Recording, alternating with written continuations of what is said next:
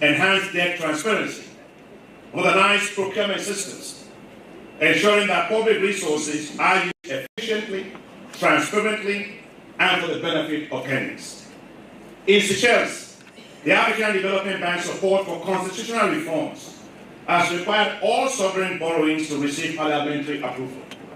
This intervention contributed significantly to reducing Seychelles' debt-to-GDP ratio from over 100% in 2008 to below 52% in 2022.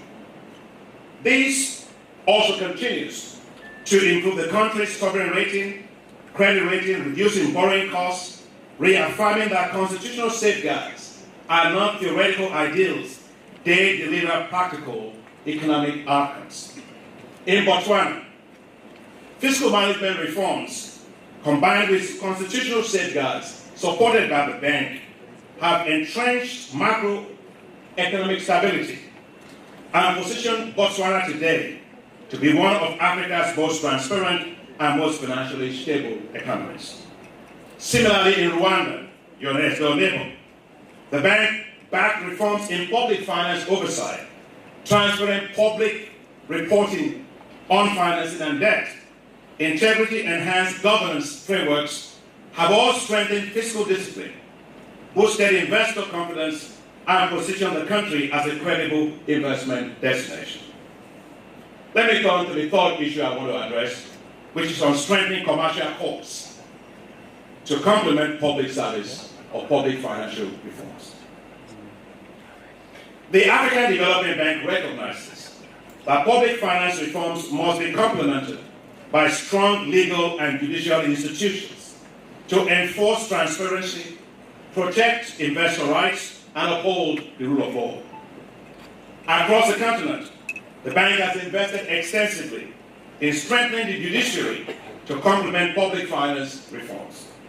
And these are not abstract investments, they are tangible, they are measurable, and they are transformative. And let me cite a few examples.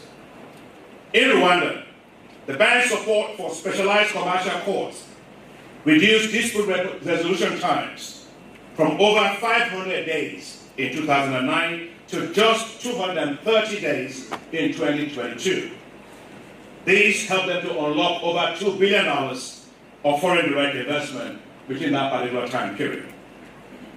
In Cote d'Ivoire, where we are based, the modernization of commercial courts, backed by the bank, reduced average time taken to resolve commercial disputes by 40% between 2014 and 2021. And this judicial reform has contributed to sustain annual foreign direct investment inflows of over $1 billion from 2017 to 2021 that we actually did that. In Malawi, the establishment of a commercial division in the High Court under the bank-supported Malawi Competitiveness Growth Support Program reduced commercial dispute resolution times by approximately 35%, and improved its rating in terms of the enforcement of contracts from 132nd position to 109th position. In Tunisia, the bank's support for the Competitiveness Support Program, which we have in Tunisia, led to a 25% reduction in average time required to resolve commercial disputes. And of course, it improved the contract enforcement ranking of Tunisia. In Guinea, similar things were done to improve the transparency and efficiency in commercial dispute resolution, reducing case durations by over 25% over 5 years and fostering increased domestic investment. In Ghana, which is close by to where I'm from, the constitutional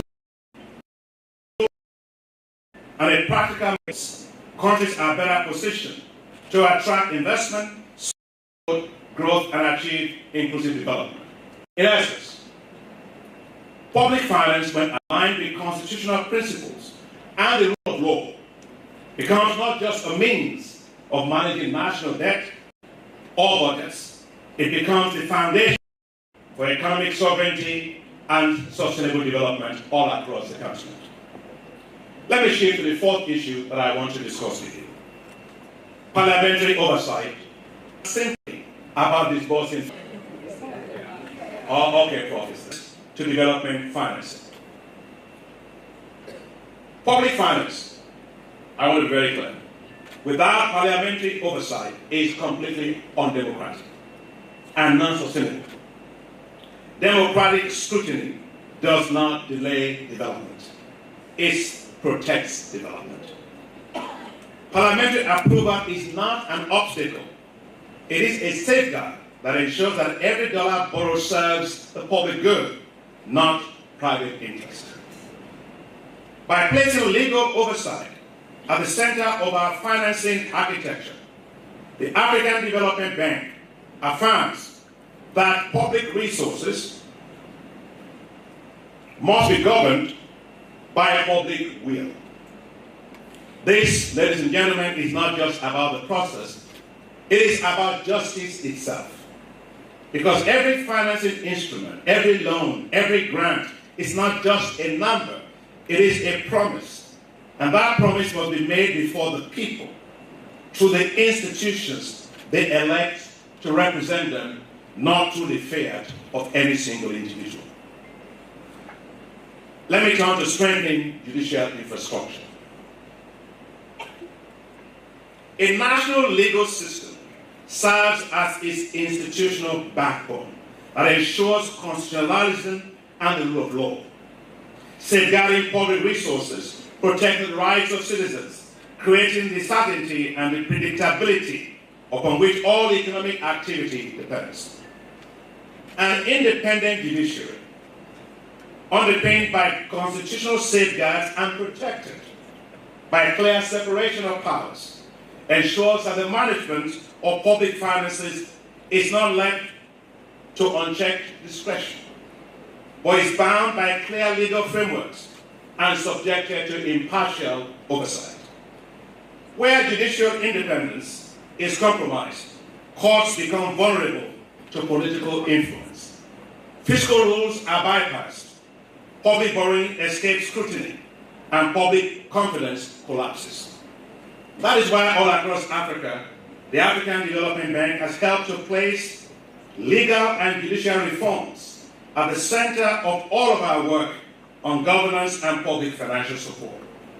This is not just a policy on paper, it is impact in motion. Let me cite a few examples to make this point. In Liberia, after years of civil conflict, the African Development Bank helped to restore and equip commercial court infrastructure, digitize court systems, train judges in public finance and contract law, restoring the credibility of legal institutions and supporting fiscal oversight. In the Gambia, the bank supported reforms, modernized judicial operations and public financial management, increasing development budget execution significantly by 15%. In Mali, despite ongoing fragility, the bank helped to deploy mobile courts, train legal officers to resolve over 12,000 disputes. Many, of course, are related to land and other forms of fiscal issues that preserves the livelihoods and, of course, reduces conflict. In South Tome and Principe, a very small country, we provided technical support for the enactment of new arbitration laws aligned with international best practices, unlocking renewed investor interest in fisheries, tourism, ensuring dispute resolution frameworks. For your neighbor here in South Sudan, we supported the judicial and the commercial and judicial laws were drafted and adopted with our support, while over 150 judges have been trained, laying for them a strong foundation for investor trust, legal certainty in one of Africa's newest nations. And in Togo, the African Development Bank supports contract enforcement time has dropped by 25% due to reforms in the judicial digitalization, while boosting confidence of local businesses and foreign investors. Now, let me turn to the last point that I want to make: improving access to justice. One cannot speak meaningfully about constitutionalism, the rule of law, and investment in Africa without addressing the foundational issue of access to justice and fair compensation.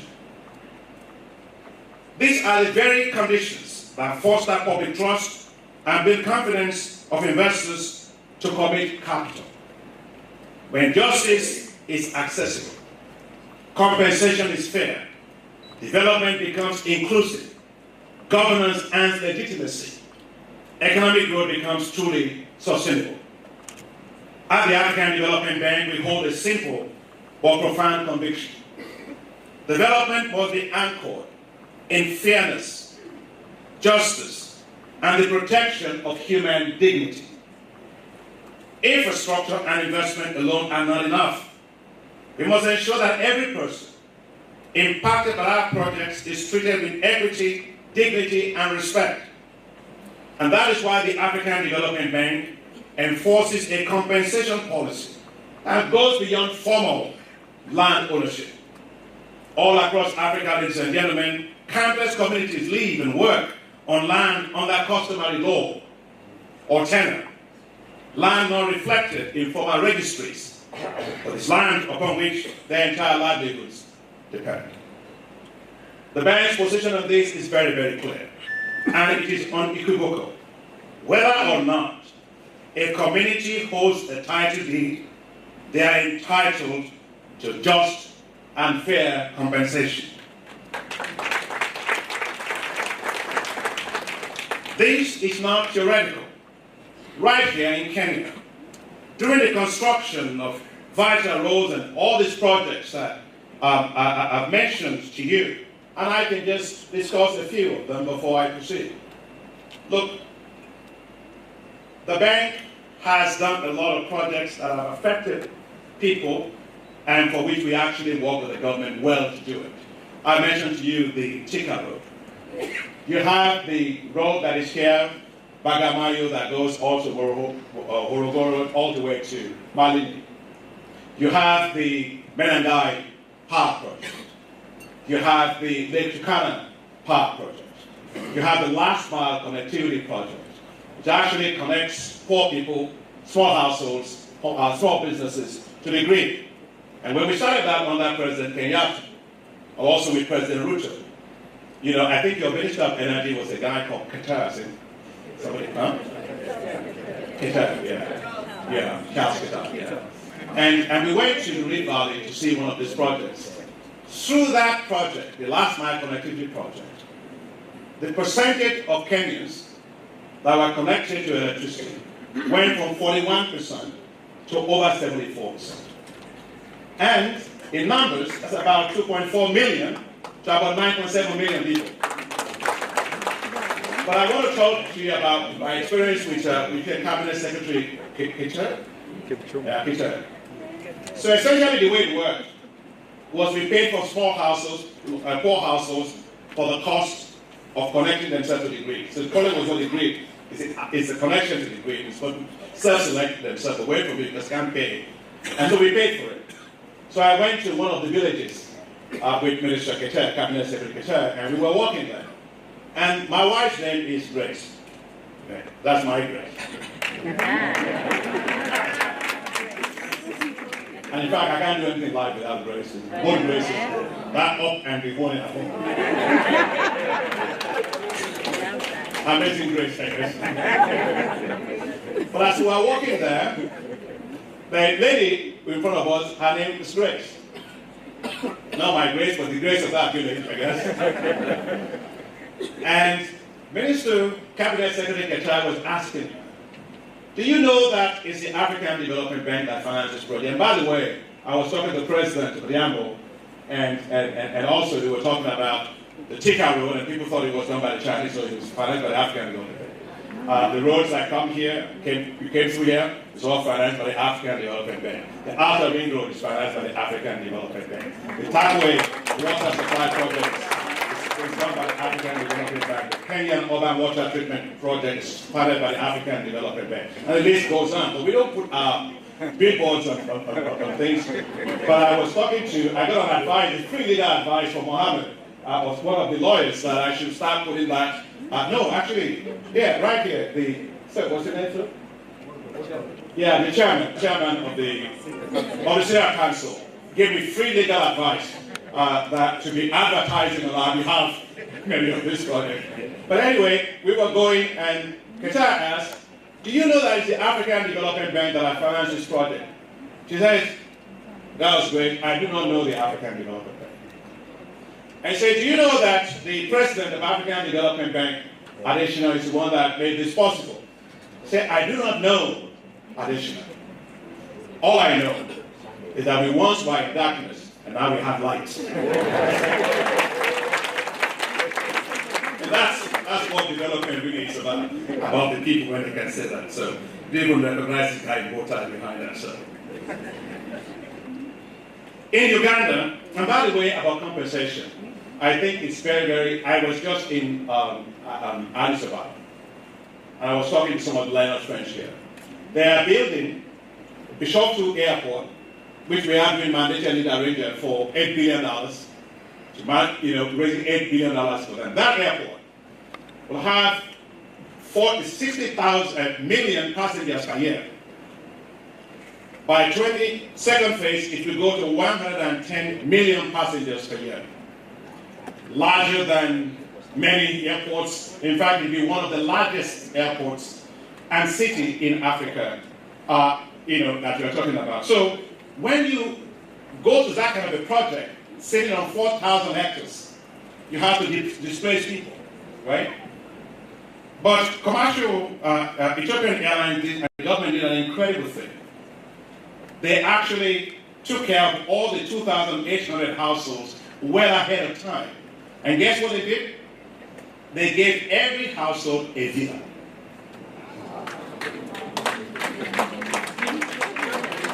And then they gave them irrigation systems, mechanized systems, agro-processing zones, and Ethiopia Airlines put in $350 million to support their livelihoods. That's how we should be doing things. So, of course, I said to them that these are no longer project-affected people. These are project-supported people. So, some people will be asking them, how come the cadastral survey left out, I want a villa too, so put me in this project. And that's the kind of thing that we want to see. In Uganda, through our support, informal urban settlers affected by development projects, they receive resettlement support, legal protection, and means to rebuild their lives. In Côte d'Ivoire, displaced farmers were compensated not just for their land, but for future income losses and supported with access to other forms of livelihood. These, dear friends, are tangible demonstrations of the rule of law in action, where fairness is not just promised, but delivered. But compensation alone is not enough. Access to justice itself is a fundamental right. That's why the African Development Bank invests in modernizing court registries, digitizing legal frameworks, expanding digital literacy through online platforms and outreach, ensuring that even the most marginalized communities understand and can claim their rights. In parallel, we advocate for the provision and the institutionalization of pro bono services in national bar associations. Justice must never be a privilege. It must be a guarantee for all. Through grievances redress systems embedded in our projects, we are seeing Tanzania, Ethiopia, and others ensure that individuals that are facing all manner of challenges, they can file their complaints, they can do that timely with independent mediation. These systems allow justice to be delivered not in theory, but in real time, at the community level, with procedural integrity and respect for human dignity. This integrated approach, fair compensation, accessible legal systems, digitized law, legal aid, robust governance of grievance systems bring the principles of constitutionalism and the rule of law into the everyday lives of African citizens. It transforms development from a top-down transaction into a participatory and accountable process. One area, as I close, that is critical for social justice and participation is improving land ownership laws to give farmers full title deeds for their lands that can act as collateral to access finance. And most importantly, laws should be changed to ensure that women have secure property rights all across Africa. No nation can develop without its women. And no bird can fly with one wing. It's not just about what's right, it's about equity, fairness, and justice. Because we know this truth. Justice is not a byproduct of development. It is the foundation of development. To conclude, distinguished learned friends, I guess I can call myself a learned friend because I'm your friend. And I hope I'm learned. In this hall today, right before me, are the guardians of Kenya's promise, the stewards of Africa's destiny, courts and contracts, public finance and governance, digital trust, environmental and social governance, justice and economic development. These are living systems that depend on you, your judgment, your voice, your integrity, and daily commitment to uphold the law and defend the public good. We must collectively strengthen constitutionalism, insist on accountability in the use of public funds, and strengthen the legal system and the judiciary. We must champion the environment, sustainability, and governance principles, ensure that courts have suitable quality infrastructure, digitize our courts, build digital trust, and reform and uphold the ethics of the legal profession.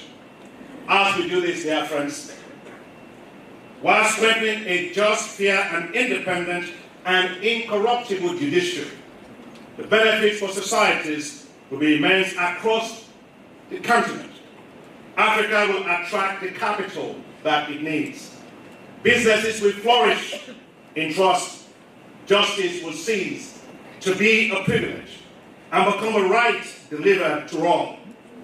And development will no longer be a distant promise, but a daily reality in the lives of people. And this will be true not only for Kenya, but for all of Africa. When Africa stands for the rule of law, the world will stand with Africa.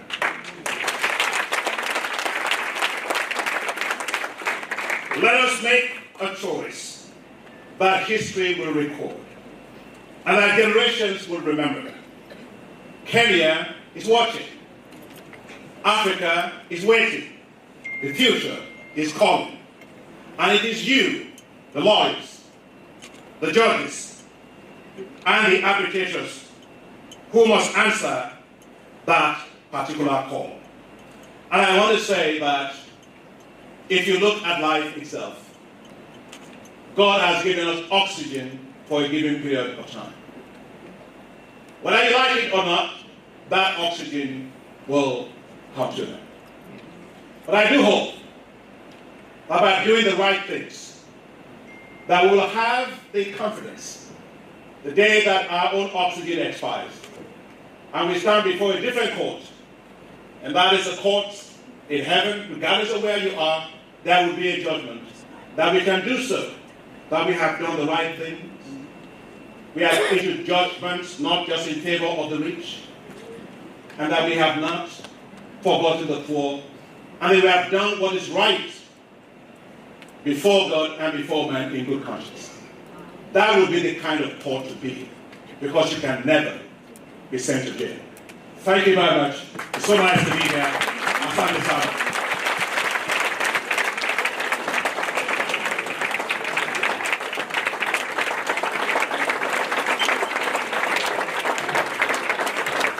Please, Mike Moore. Please, Mike Moore. Thank you so much. Thank you so much, Dr. Adesina.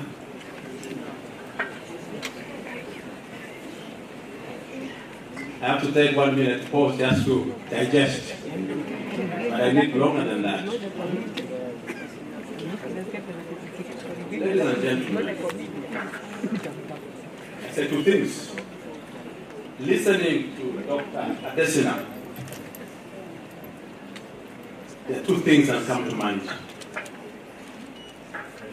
First and foremost, a leader, whether of a country or an institution, must espouse 4 I's of leadership.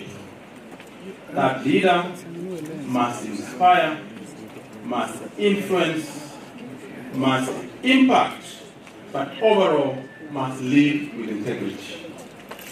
Is that correct? Yes. Finally, a leader is not about a title. I'm a president, I'm a member of parliament, I'm a senator, I'm XYZ, I'm an MCA. A leader must not only carry the bag of leadership, but also must remember to carry the baggage of leadership. The bag is the position. The baggage is what you do with that position. Today, listening to Dr. Adesina, it is quite clear that he not only carried the bag of leadership, but the baggage, because the projects that he has implemented through the bank in the continent have been impactful, they have inspired, and they have influenced, but they have been done with integrity. Thank you very much, Dr. Adesina. Thank you very much. Just to confirm that the Law Society is represented in the bank through myself as the chair of one of the tribunals that foster transparency in the bank. I'm going to allow a couple of questions and comments, but please make sure you just have 1 bite. Don't have 2 bites. 1 question, and we'll do this in 10 to 15 minutes, and then we'll close. The first person, my eyes are taking me down there. Microphones, please just put them across every row so that then we can conclude this exercise expeditiously. Good afternoon, Daktari. My name is Muyesu from Turkana, I'm part of this country. Just a comment. I associate myself with the observations of Professor Francis Oyama, Darona Kemoglu, and Dr. Clark Nason, all of which say that socio-economic development is a precursor to a strong liberal democracy, and not the other way around. In other words, in the absence of good, strong socio-economic development, we cannot have a thriving liberal democracy. And part reason why our democracy struggles in this age is because of the fact that we remain undeveloped, we are highly stratified, we are highly differentiated. Ours is a rural agrarian economy, and we are not very exposed. So, do you agree with those observations? And if at all, I think it's perhaps time you let many of our scholars here understand that it is development first and then democracy, and the other way around. We are here because I put the horse before the cart. Thank you. For the horse. Yeah. Thank you. Thank you. Next question. Next to you there. Thank you very much for that wonderful presentation. But I was very much stressed by your last slide, where a dollar was lying on the continent of Africa. In that, question is very simple. How can we de-dollarize the economies of Africa? Thank you. Thank you. Next. We take 5 and then 5.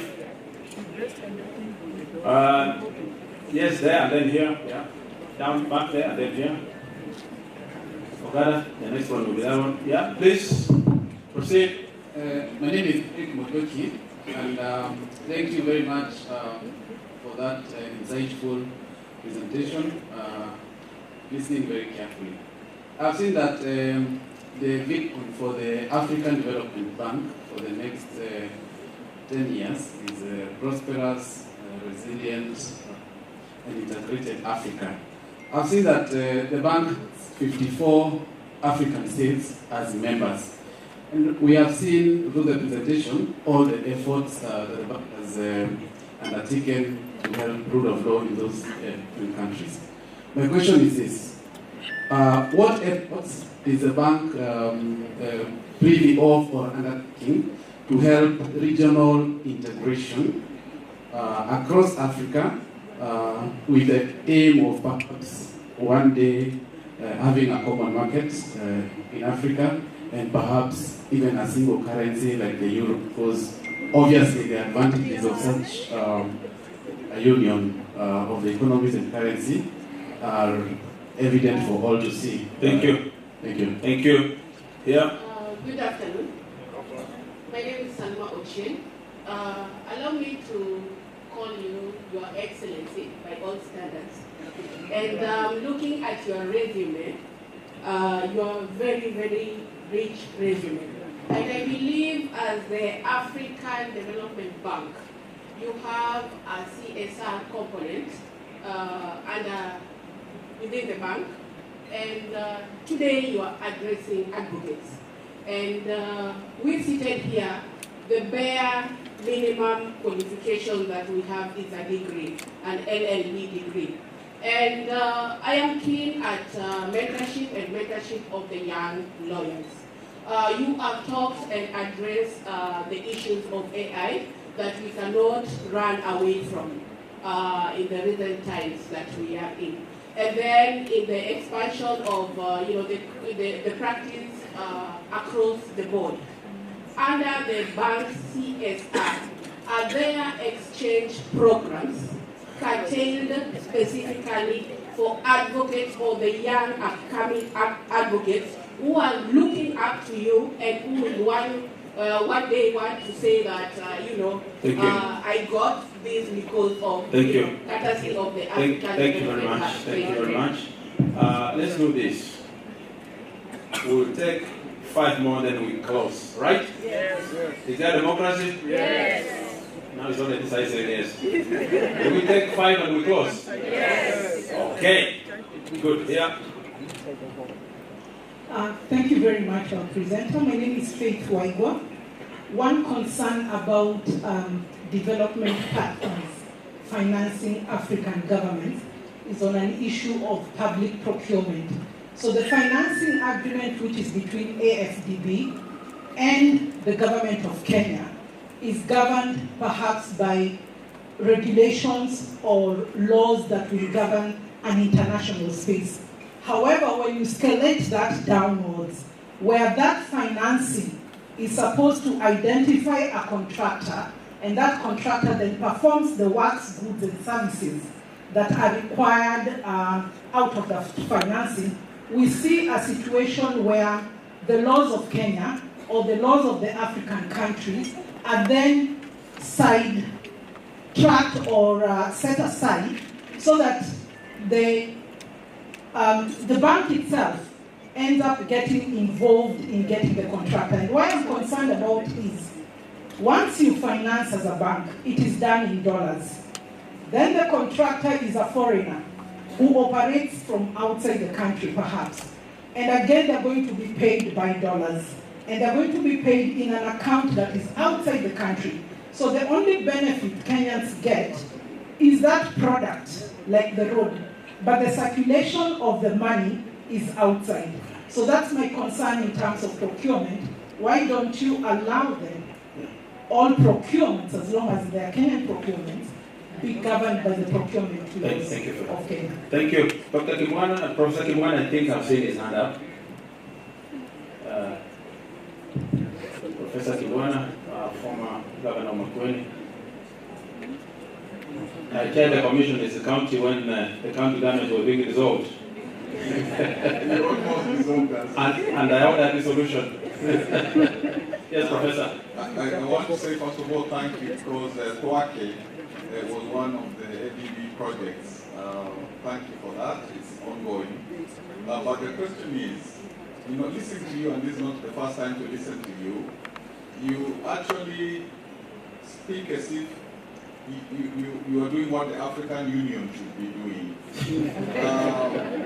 And so the direct question is, how do you influence, through all what you have told us, these 54 governments to, accede to rule of law, to constitutionalism, to those good practices, so that you are also supplying soft infrastructure, not just hard infrastructure? Thank you very much, and we wish you well. Thank you so much. We are very impressed by the presentation. My question is about the sovereign debt.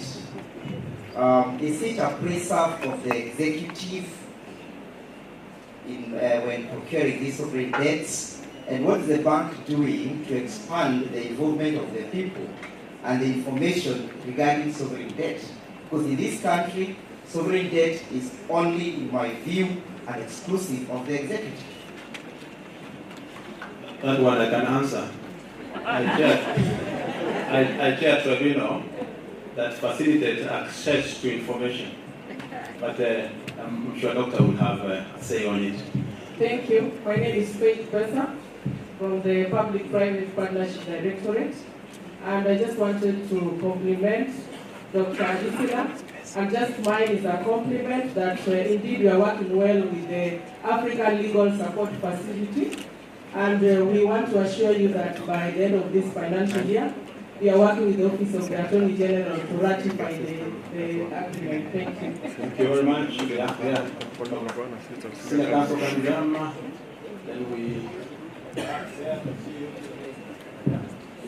Thank you, Dr. Desina, for a wonderful presentation.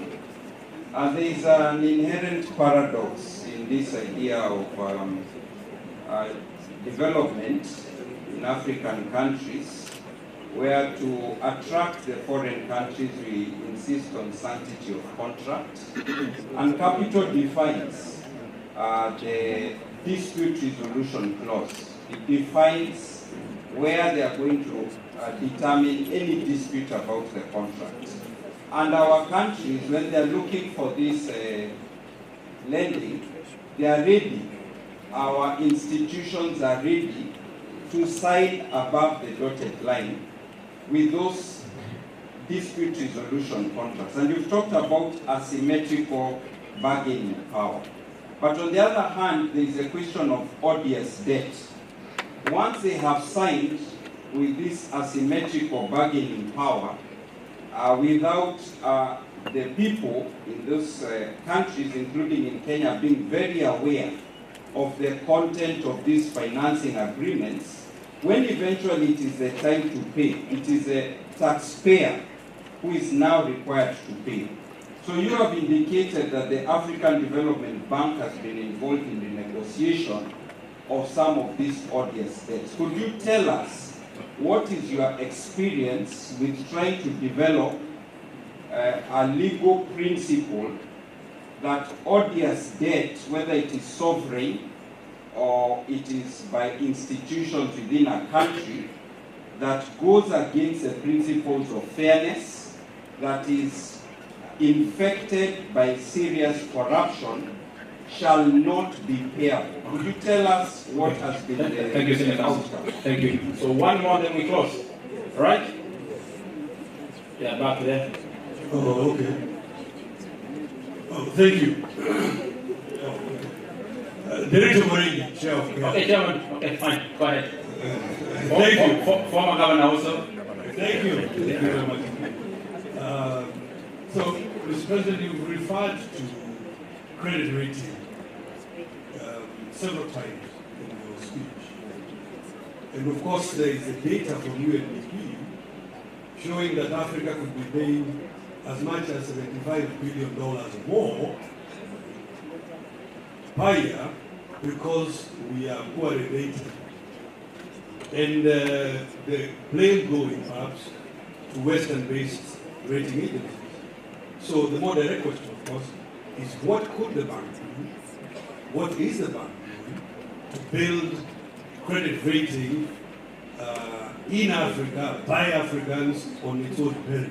Thank you. Thank you. Last one. Thank you so much, Senior and Mr. President, for that, in my view, very thought-provoking presentation. Two questions. I think we all agree that... I only agreed one, so stick to one. Proceed. Democracy is a work in progress in Africa, and sometimes it has failed. But my question is, what are we doing to realize the dream of the likes of Muammar Gaddafi, that is, use our mineral resources to back up one currency for Africa? Other jurisdictions have done it, and I think in a way it has led to their development. What are we doing? And should we continue to work with institutions such as the World Bank and EMF that we know have been predatory in nature and have benefited from our resources? Thank you. Thank you very much, Dr. Adesina. The stage is yours now. Thank you.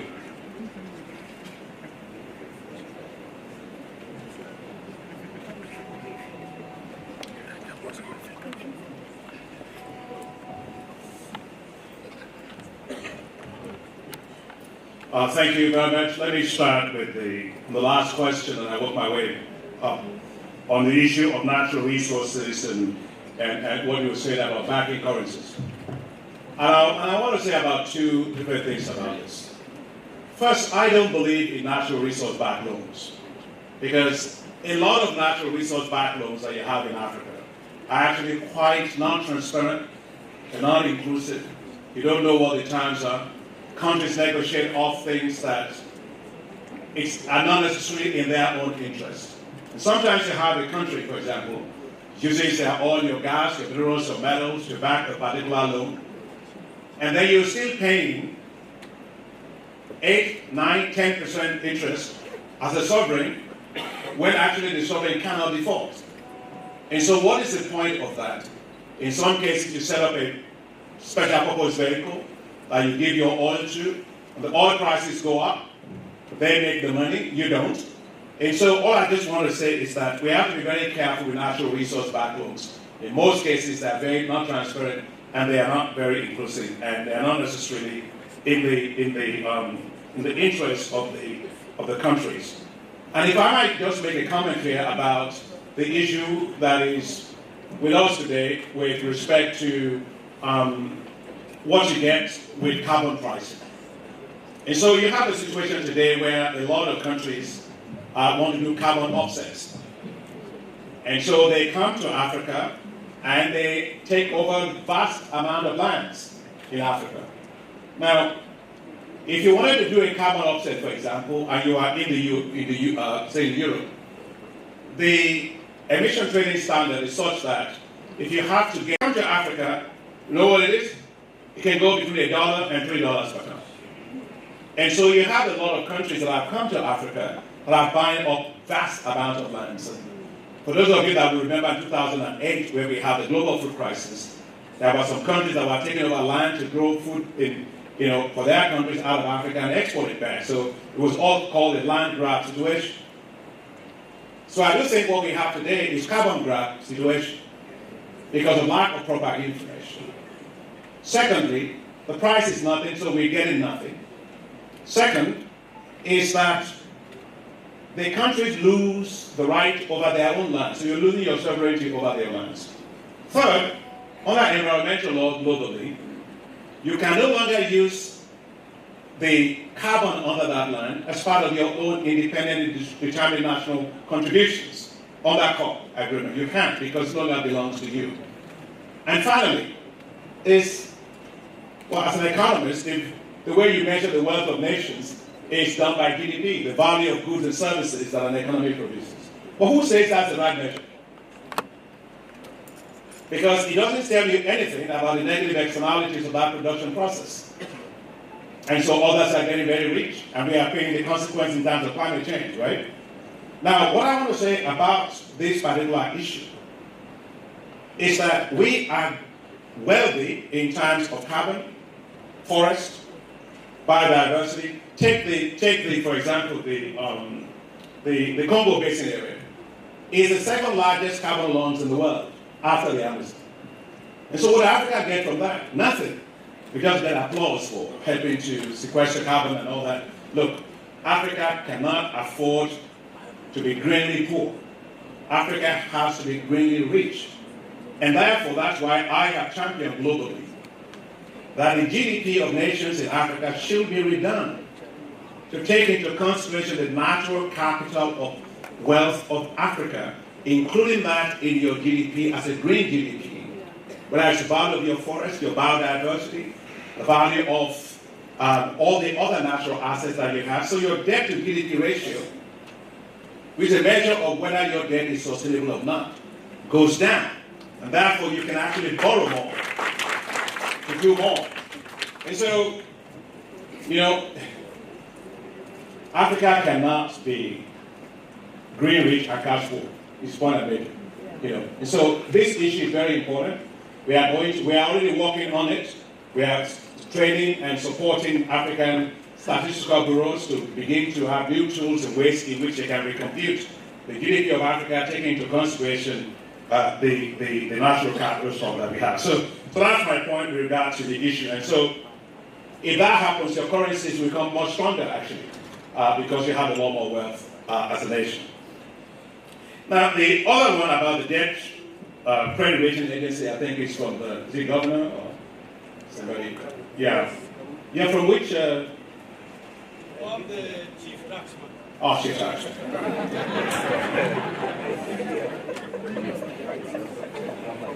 So, there is no doubt that there is risk, but I think that when it comes to Africa, it's more of risk, a lot more of risk perception than the real risk of investing in Africa. Don't believe me, believe the data.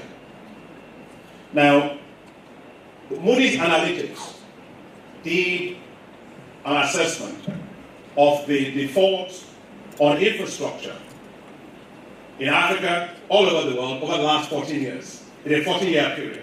What did they find? The default rate on infrastructure debt in Africa is 1.9%. The default rate in North America is 6.6%. The one in Latin America is 10.4%. In Eastern Europe is 12.5 or so percent. Western Europe and Western Asia about 4.4%. So what does that mean? That means that the default in Africa is not that high at all. And that is the data. It's not just about perception. But then, when you look at the cost of capital, the African countries, to raise capital is 3 to 5 times higher than in the areas they actually have higher default rates. So you take two countries, one in Latin America, one in Africa, both of them the same credit rating by the same credit rating agency. BB rating, the one in Africa raises the cost of capital by 300 basis points higher than the one in Latin America. Why? That is not backed by data. And so that is why we have been saying what you point to raise about the UNDP data. That in fact, if you considered the African countries rated properly, they will not be paying back $75 billion that you are talking about in terms of excess debt payment. So I firmly believe that the global credit rating agencies need to begin to have better data, better persons, evaluate us better based on not just your opinion, but have a counterfactual. So if you go to a medical doctor to have a scan or something, that doctor, you have a right to a second opinion, right? To go to somebody else and ask them, is that what they say, is that correct? But African countries don't have a second opinion. And so that is why at the African Development Bank, I have championed, and I continue to push at the African Union for us to have an African credit rating agency, not a political institution, but a globally respected African rating agencies that will look at your market risk, your project risk, your political risk, counterparty risk, and all this risk, and assess you properly. And of course, that doesn't mean that all the global investors are suddenly going to be using the African Credit Rating Agency, but at least it gives you a comparison, right, of data points that they can be used between all those. So the simple point to your point is that we strongly support the establishment of the Africa Credit Rating Agency. President Ruto told me something about ratings. When there was a military coup in Nigeria Republic, he told me that Kenya's debt in terms of coupon payments went up. And when they asked them why, President Ruto said, we told them that this is Kenya. They said it's because of the coup in Niger. And they're going to pay, I think, 200 basis points more. And he said, the last time I checked in Kenya, Niger is not inside of Kenya. It's not even close to Kenya. That's how some of the rating agencies actually look at it. Once there is an event, it becomes something that's normalized all across the whole country. So that's the point I'm basically making there. On the issue of the dispute resolution and the asymmetry of bargaining power and odious debt and all of that, I think at the end of the day, the issue is making sure that debt is contracted transparently and that you negotiate what's actually in your own interest. And the point of the contract, I think the question came from here. I can see it. Yeah, okay. So the whole issue about the legal principles around this odious debt should not be paid. Well, if you get into a contract that you shouldn't get into a contract, why did you do it in the first place? So I think nations should take proper legal advice. And this is why I was making the case to you that you ought to be involved in your nations about the contractual obligations the nations are getting involved with, to be sure that the rates are in your interest, those things actually and where the resolution, the dispute will be settled. Why is it always being done in France for the Francophone countries? Why is it always being done in the UK? Why is it always being done in New York? Why not in Africa? So that's why in my talk I was encouraging that we strengthen our arbitral systems so that many of these things can also be done right here back in our country. Faith, thank you very much. In terms of African Legal Support Facility, I think you were somewhere there. Thank you for the ratification of that agreement. We're grateful for that. On the sovereign debt, the role of the people. Well, I think my talk is very clear about that.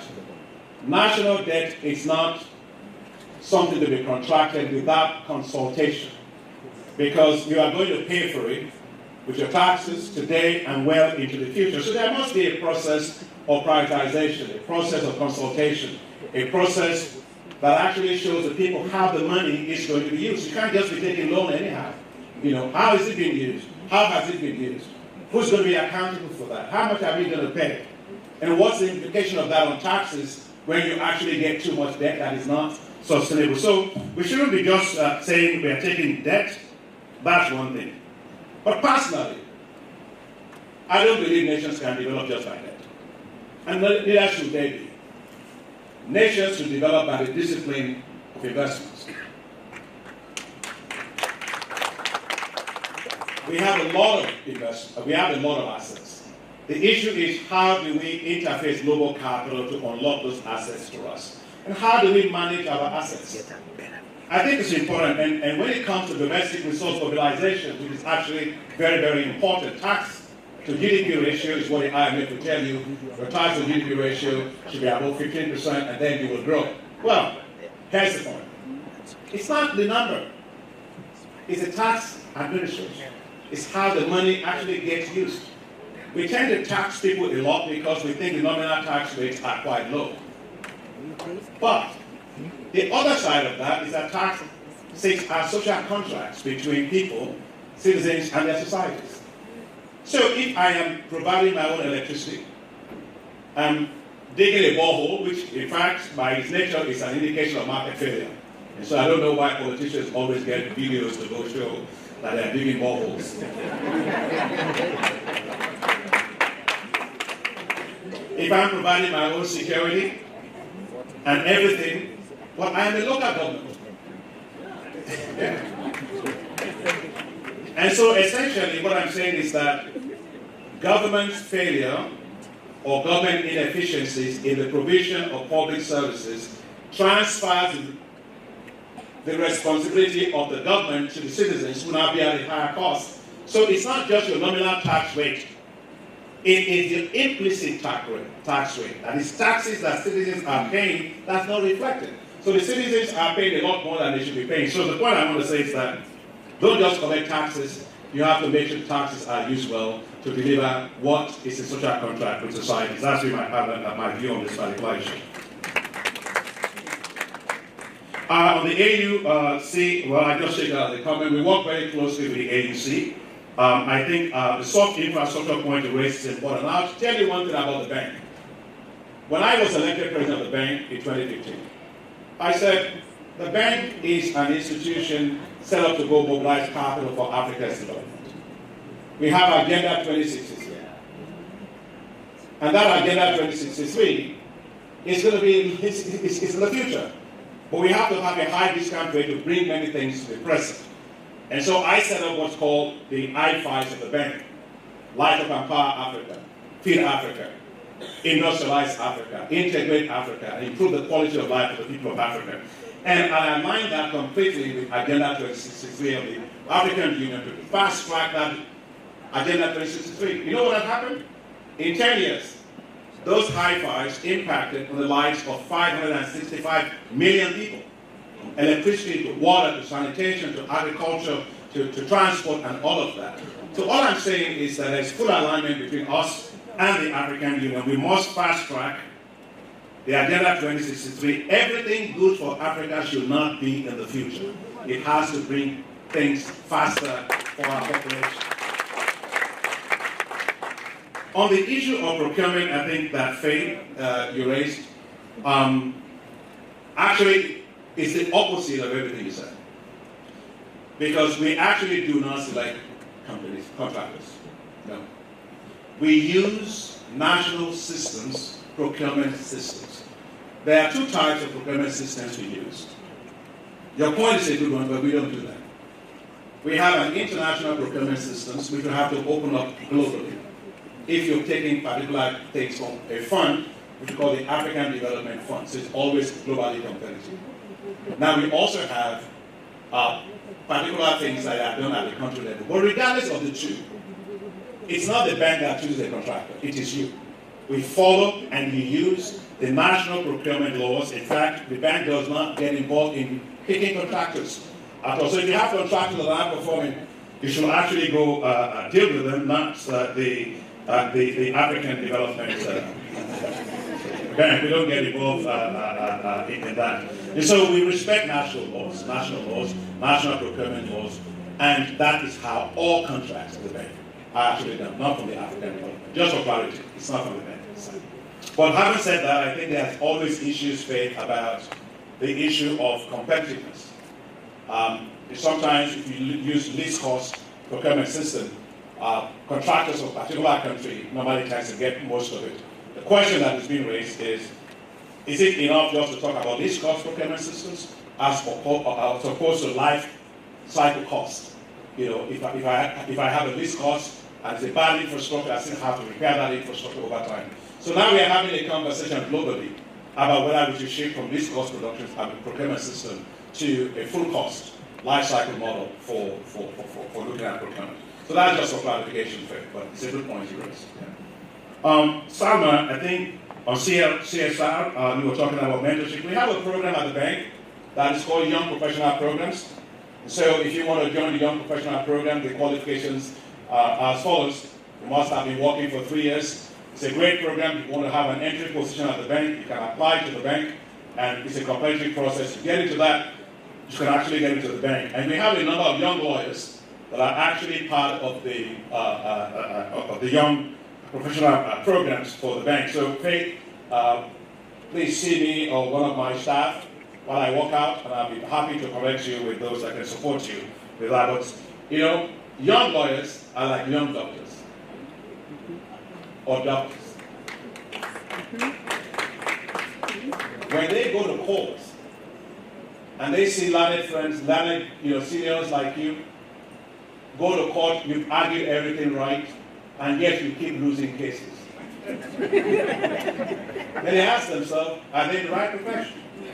Why are they in Africa? Maybe they should go somewhere else. All I'm trying to say is that we cannot be letting our young brains just go outside of the continent just because we are not cleaning up our own systems. On the issue of regional integration, I was asked, what are we doing on regional integration? Yes, we support the Africa Continental Free Trade Area. In the last 10 years, we've done about, is that the question over there? Regional integration question? Oh, I thought you would have. Oh, right over there, okay, at the back. We support the Africa Continental Free Trade Area. In the last 10 years, we've done about more than $6.5 billion on integration infrastructure. That goes from power, it goes to highways, corridors, digital infrastructure, and all of that. That's one. Second, as I mentioned to you, let me give some examples.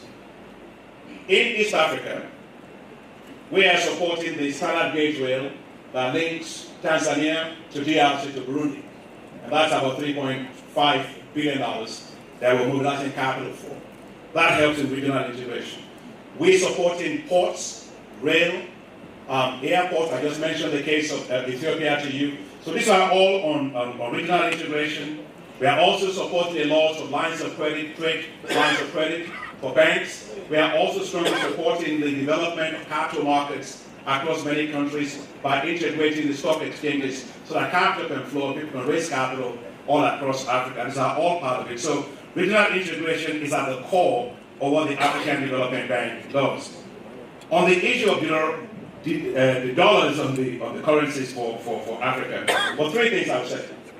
First, I personally do not believe that African countries should be developing or too dependent on aid. You see, if you have a walking stick and you're walking on it, and the walking stick keeps getting shorter and shorter, you keep moving forward. But that's not because you're making progress. You're about to fall. You cannot take aid and put it on your balance sheet. Why should benevolence is good, but benevolence is not an asset class, and why should that be on your balance sheet? If a country decides they don't want to do aid, well, so be it. Will you not develop without it? So I do believe that Africa should develop with pride. Africans should mobilize a lot more capital by themselves.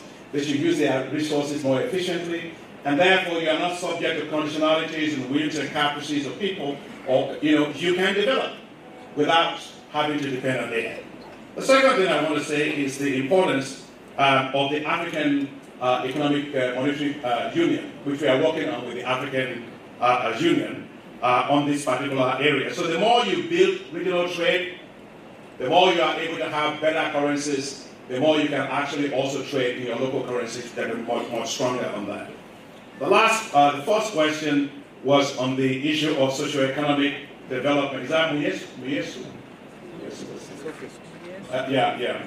On the issue of socioeconomic development, whether it's development first or democracy first, whatever the theory is that you were saying. Well, let me say this. There is no development without a government.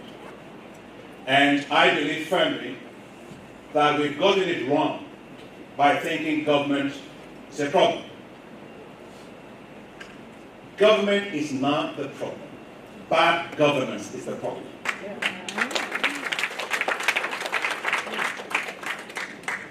Government, in my view, can play a very critical role of a market maker.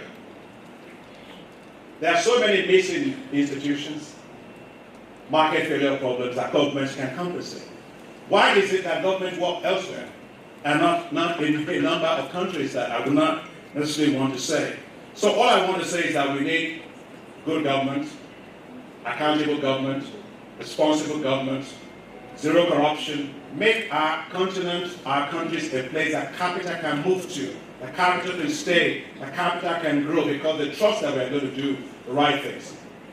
I close with this.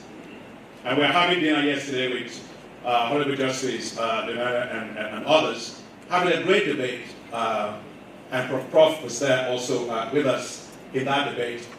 And one thing that I said was about the role of public service, the public sector. You know, the public sector, private capital will always move to where the rate of return on private capital is highest. That's standard. But that's a necessary condition. It's not a sufficient condition. The necessary and sufficient condition for private capital to move is that private capital will move always to where the social capital stocks are high. Let me be clear. Social capital stocks, health, water, sanitation, education, social security, good infrastructure. Why do people take money out of Africa and go and put it in Switzerland? The rate of return that they are getting is negative, but people like to live there. So the point I'm making is that it's not just putting money in Africa. Let's make Africa a place where the owners of capital want to live. When you know you are making progress is when those that own capital come to you to live there. And so we must make sure our public services are delivering quality. They move people from the private sector, they hire them and put them in the public sector. And they pay them more than they actually get from the private sector.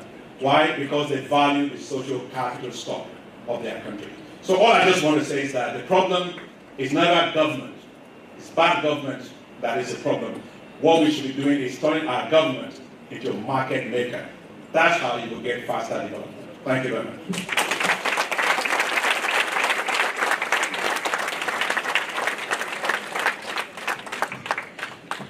I was conversing with a friend of mine sitting in here, and the conversation was that this was a master class, wasn't it? Yes. It was a master class, isn't it? Yes. Thank you very much, Dr. Desina. I think it's not within my mandate to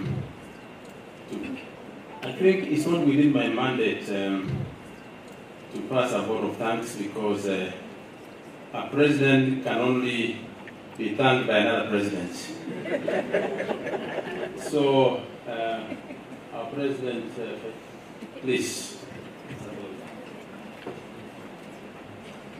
I ask all of you to please stand up and let's thank again our keynote speaker today for a very amazing keynote speech. Please.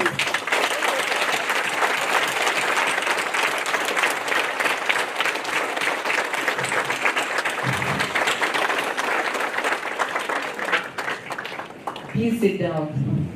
You know, when I was reading the CV, I started asking myself several questions of life. And you know, when you say we have brilliant people, I really am humbled that you're amongst us today and that you took the time. I will allow me to share your CV so that people can be inspired. So that when you think you're brilliant, you can reference and ask yourself further questions. I am honored, and I want to ask Gumbo to stand up. Gumbo, please stand up.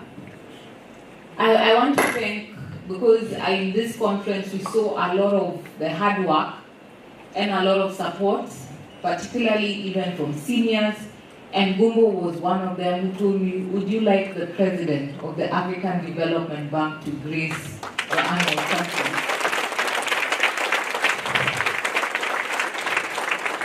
And he did not ask, and when I said we'd be honored, he immediately started working on it. He did not tell me it will cost this much to ensure he gets here. This will be the logistics. This will be the back and forth needed to be done. He did every single thing. He paid the cost, he facilitated to ensure that the president is amongst us today, and I'm really humbled by that level of support. Thank you very much. So today we cannot thank you enough. I'm inspired not only in terms of the speech and also rallying people together in terms of what is their role of ensuring we support the government, but also hold it accountable in terms of the funds and the development projects that come to the country. When you share the experiences that you've had around Africa and also still leading at the front in the world, it humbles us to know that we can be part and parcel of the ecosystem to ensure that we make the country better, that we do not lose the amazing young brains looking for better opportunities outside instead of making the opportunities possible in our own country. I know our challenges in this country. The last time we had discussions about airports, it wasn't pretty. And I think the Law Society was heavily involved. But I hope that the next time we're hearing discussions about the airports, the African Development Bank will be involved, and we'll be hearing about amazing stories of how our country is going to be the major carrier in the region. And KQ will go back to being an actual pride of Africa. Lawyers play a very important part, and I think it's also important that we learn the importance of the ecosystem we play in public finance. And just the tip of the iceberg, I think we've heard of some of the opportunities. I think if you allow, you will introduce us to some of your local team that we can also learn and see how can we support, how can we work with the local team and ensure we build a lot more expertise, because I always believe in mentorship. Can I just ask you to start? The Director General of the Bank for Eastern Africa is here. So thank you very much for also bringing your team. And so I think our members, lawyers, we are like sharks. So I hope you have seen it. Before even I introduce you, you'll be there. And so we are deeply honored, we are deeply grateful. I cannot say thank you enough for you coming to the Law Society of Kenya and gracing this momentous occasion. For me, it's my last annual conference. And so I want to say I've ended it with a bang.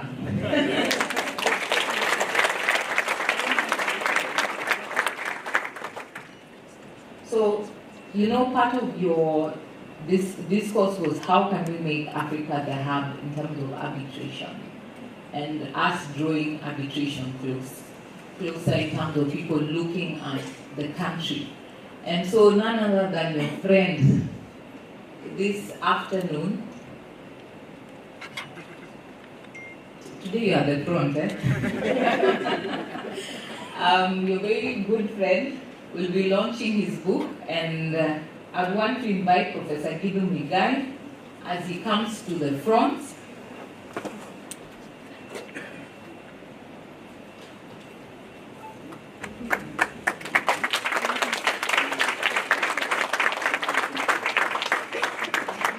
Our very own Professor Gidu is a professor of public law at the University of Nairobi and a senior partner at Mohammed Migai, LLP. He was the Vice President of the London Court of International Arbitration, the Vice President of the United Nations Working Group on Issues of Human Rights and Transnational Cooperation and Other Business Enterprises. He previously served as the Commissioner for the former Constitution of Kenya Review Commission, a judge to the African Court of Human and People's Rights between 2008 and 2010, as the Chief Legal Advisor to the government and titular head as the Attorney General between August 2011 and March 2018. He is also a former Special Rapporteur on contemporary forms of racism, racial discrimination, xenophobia, and related intolerance between 2008 and 2011. He has broad international and domestic experience, a dispute resolution, having represented Kenya as the Attorney General before the International Criminal Court at The Hague, serving as a member of the Permanent Court of Arbitration at The Hague. He has represented numerous parties at the Supreme Court of Kenya, the Supreme Court of Uganda, and other regional litigation and dispute resolution fora. He was conferred the rank of Senior Counsel by right by the President of the Republic of Kenya. Our very own Professor Gidu Migai.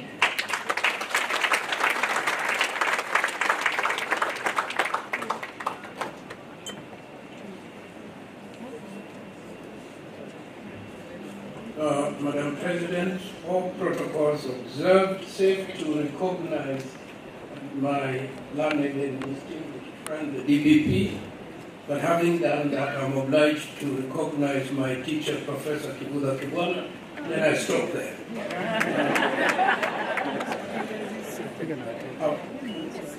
Madam President thinks highly of me. This is not my book. I am the editor of the book. We first edited a book on arbitration more than 15 years ago. We thought of rewriting it, re-editing it, and it was hopelessly out of time. So what we have done is we have written a new book. And you will note the title of the book is a handbook on arbitration because it is not an academic book. It is not to contribute to jurisprudence. It is to guide arbitrators as they are working live. If you want to check how should I draft an order on interrogatories or discovery, it's a practical book. It is my great privilege to have edited with my younger, more distinguished, more energetic colleague, Professor Wayne Mutuma, who would have been here. Jackie? Okay. He was not able to be here. He had an urgent family commitment, so I am speaking for both of us. But let the record show that he did much more work because he's much more energetic. And I rode on his shoulders. Now, who are the other people involved in this project? Chapter 1, we had Professor Kariuki Moigwa, who wrote on the legal framework on arbitration. The arbitration agreement, we had Kamau Karori. The arbitration tribunal, we had John Ohaga. Applicable laws, we had Ms. Jackie Oyuyo. Conduct of arbitral proceedings, we had Professor Mutuma and his collaborators. Interim measures, we had my old teacher, Aaron Ringera. Award and decision, we had Jacqueline Wahenya. Recognition and enforcement was yours truly, but 70% of the work done by Jeffrey Mende. Courts and interest, we had David Onsare, who I welcome into writing in this area.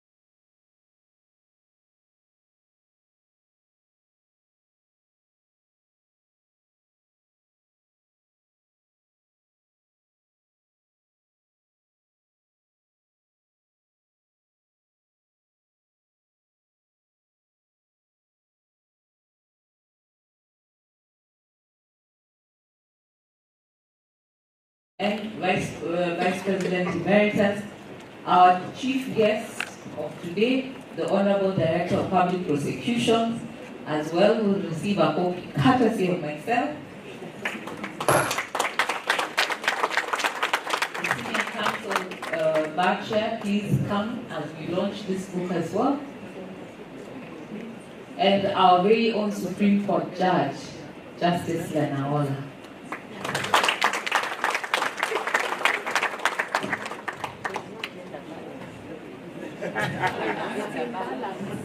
There's no gender balance. I ask for that Dr. Mercy Deche, please come to the front. Our Vice Chair of the Senior Counsel Bar, Joyce Majiwa.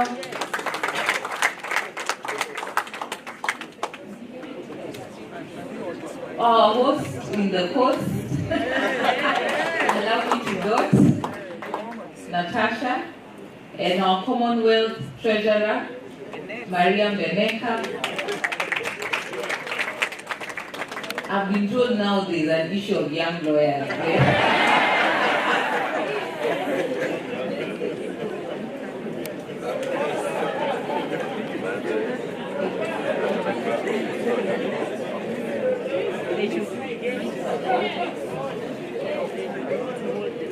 So young lawyers, Gloria, you can represent the young lawyers, and then of course our very own Gumbo, please join the front. I think the people selling books, you don't have to sell books. You're not distributing. You can distribute and note the number. Yes,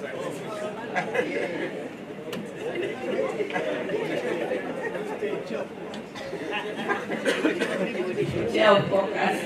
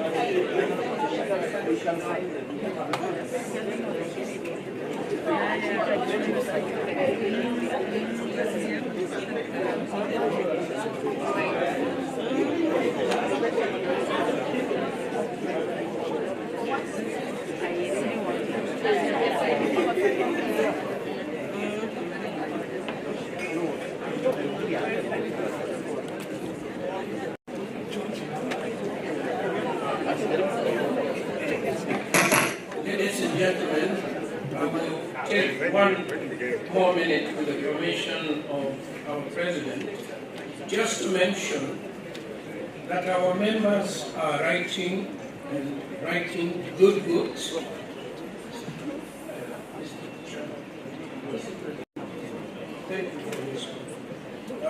And I was asked to mention to you one of our members, George Omwansa of Kenya, has written a book, The Modern Law Firm Management, Setting Up, Running and Winding Up. I have perused it and found it to be useful. I recommend it to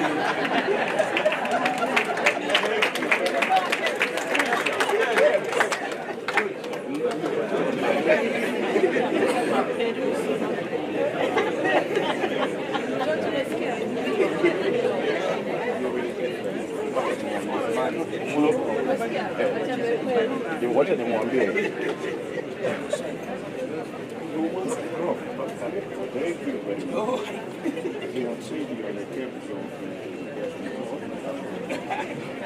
So we are not yet done. We have our closing ceremony, but before we close, I would like to invite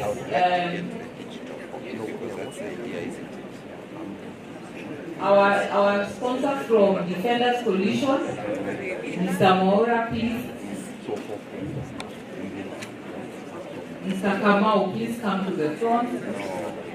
which will be followed by Mr. Babu Owino.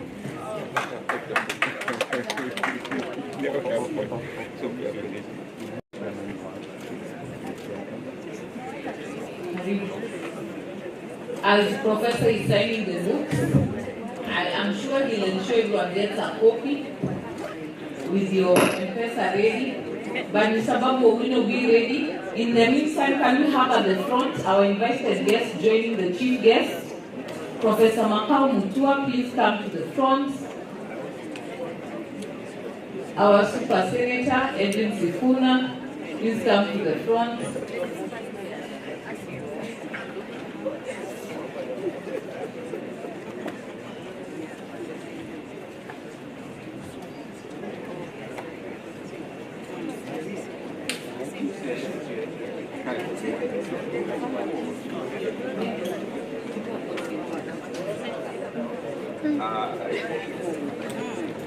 Please settle down, we proceed.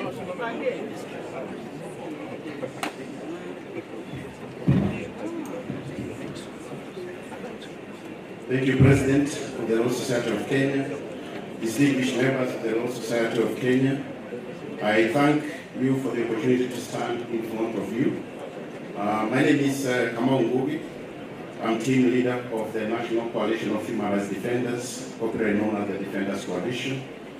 I bring you greetings from the human rights defenders from across the country, but above all from the Eastern Horn of Africa region. I know that the majority of the people who have stood here as sponsors are the people who are mostly in the area of business, but I'm here to affirm our partnership with the Law Society of Kenya because we have continued to partner in many areas, particularly in the protection of the Constitution and to hold those in power, truth to power, and to hold those accountable, those in charge of various institutions. Our job is mostly to ensure that human rights defenders at the front line are defended and the work that they do is respected. I am here to appeal to you as members of the Law Society of Kenya to please be bold in defending the Constitution. As a member of civil society, I want to insist that it's not always easy that one can stand and speak truth to power, but I feel encouraged by the numbers here. I want to appeal to you to boldly defend those who courageously defend the Constitution. I want you to boldly defend those who demand better from those in power. And I also want to ask you to please remember that our Constitution that was fought for by most people arising in the room put in place a very critical chapter, which is the chapter around the protection of rights of all people, that includes the protection of our right to protest. Because this is, and I insist this because that's when the marriage and partnership between the Law Society of Kenya and the Defenders Coalition has been firmed up. We insist that the people of Kenya have a constitutional duty, like all of you, to defend the Constitution, to do so, including group protests, when you do it peacefully. But I'm also here to pass a message from our members who feel that they have been blamed as people that are not doing the right thing. I want to appeal to you to tell you that human rights defenders and defending human rights is an act of patriotic duty. It is not criminal, and that people who engage in protecting or participating in protests are not. And I say this because I see my good friend, the Director of Public Prosecution. I want to appeal to you to recognize that people who engage in protests are not terrorists, and I want to insist are not terrorists because I do engage in protests and I've never ever engaged in terrorism. I'll never do that. So I appeal to you, like we participated and engaged with you before in your office, and we were able to recognize that human rights defenders that have been criminalized because of the work that they do, that their charges must be dropped, and we dropped them before. So we hopefully that we can continue engaging this partnership. For the members present here, I have a specific appeal to make to you. I want to appeal to you to continue being the voice of justice, the voice of people, to be the dear partners of activists. I want to appeal to you to continue the journey that was started by senior councils in the room that have inspired activism, that have inspired Kenyans to be the defenders of rights, and we continue to appreciate you. Finally, allow me to take this opportunity to thank the members of the Law Society of Kenya, the leadership of Faith of Thiabu, that work with us tirelessly to ensure that we got a very special award called the Father Kaiser Human Rights Award for 2025 in recognition of our work. I wish to thank you and commit to continue the partnership. Thank you. Thank you very much for human rights defenders. Mheshimiwa Babu, the podium is yours. Make it brief and fast as the other team gets here so that we can go to the final session. Thank you very much, ladies and gentlemen. Good afternoon. I almost started with TD Mantiala until I've noticed the forum that I am in. Ladies and gentlemen, it is humbling to be in the company of legal minds. Legal minds who have shaped jurisprudence, legal minds who have upheld justice, and legal minds who have carried the torch of integrity in the profession. Ladies and gentlemen, as new advocates, we have arrived. We arrive with enthusiasm. We arrive with fresh ideas. And we arrive with yokes of responsibility resting on our shoulders. And we understand that this noble profession is not, the noble profession is more than just a career, but it is a calling. It is a calling to serve justice. It is a calling to defend the Constitution. And it is a calling to be the voice of the voiceless.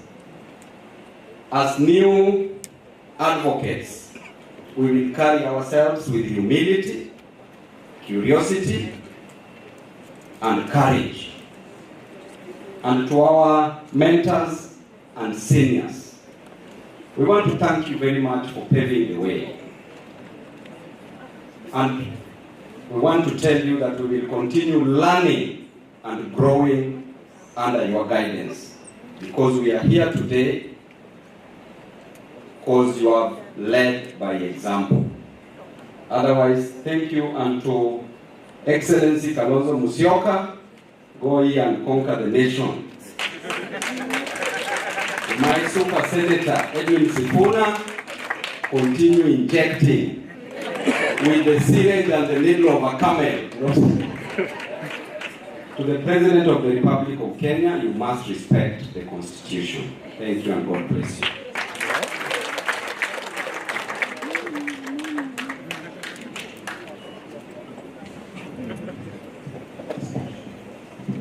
So we'll be giving our invited guests 5 to 10 minutes. We know we are the ones standing between people and their lunch, but it's also quite important to listen and hear the wisdom that you'll be sharing with us. Our first speaker will be Professor Makau Mutua, who is the former dean at SUN White Buffalo Law School, the State University of New York, where he's a distinguished professor and the Margaret Wong Professor, a title that succeeded his tenure at the Floyd H. and Hilda Hurst Faculty Scholar. He served as dean from 2007 to 2014, has been a professor at Buffalo since 1996. He teaches human rights, international law, and international business transactions. He served as the chair of the Board of Advisors of the Rome-based International Development Law Organization, IDLO, and chair of the Board of Directors of Kenya Human Rights Commission. He's been a visiting professor at Harvard Law School and the University of Iowa College of Law. He's most known for his wit, his charm, and most importantly, currently, being the main advisor or being the main person holding the position that may see the victims of those who have suffered since 2017 seeing some glimmer of hope. The people of Kenya are looking up to you, and the people of Kenya are hoping that you bring some guidance and some hope to the lives of those who feel quite disillusioned after all the events that have continuously been happening over the course of the different electoral periods.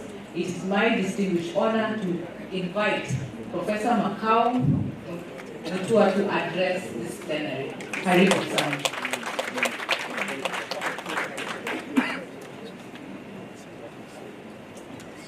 Thank you so much, Faith.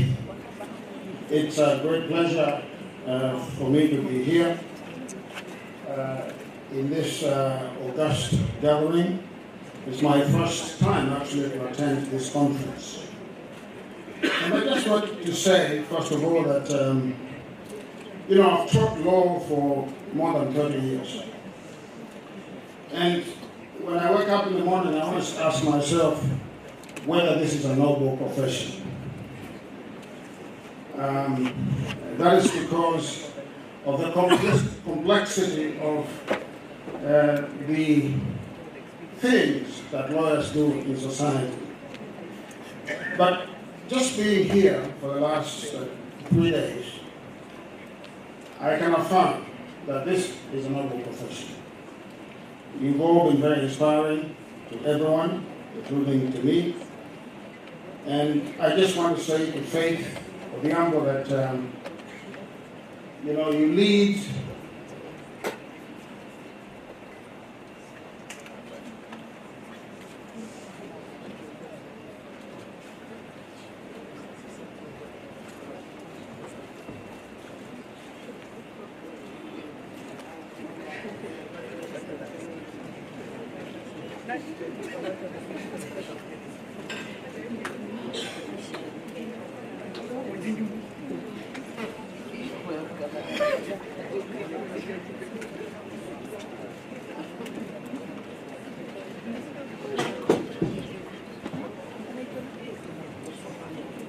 welcome Governor Somak. I wanted to say that to Faith, you lead not just with your head, but you lead with your heart. And while I do not want to essentialize women leadership, I think there is a way in which women perform governance that tends to be inclusive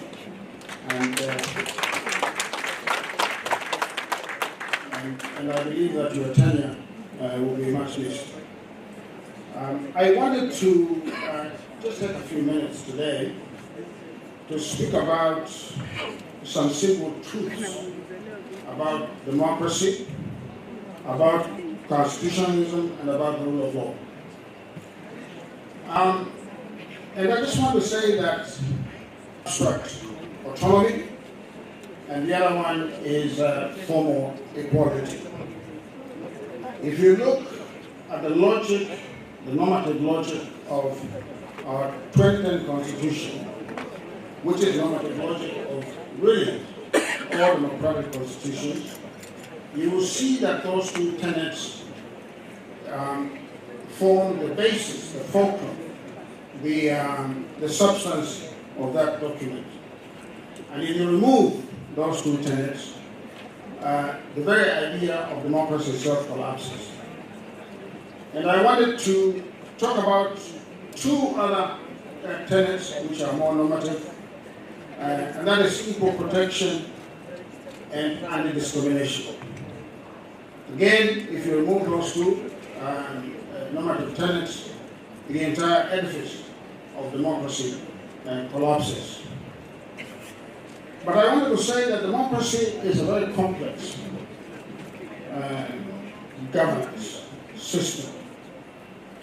And its performance is even more complex. And I want to say that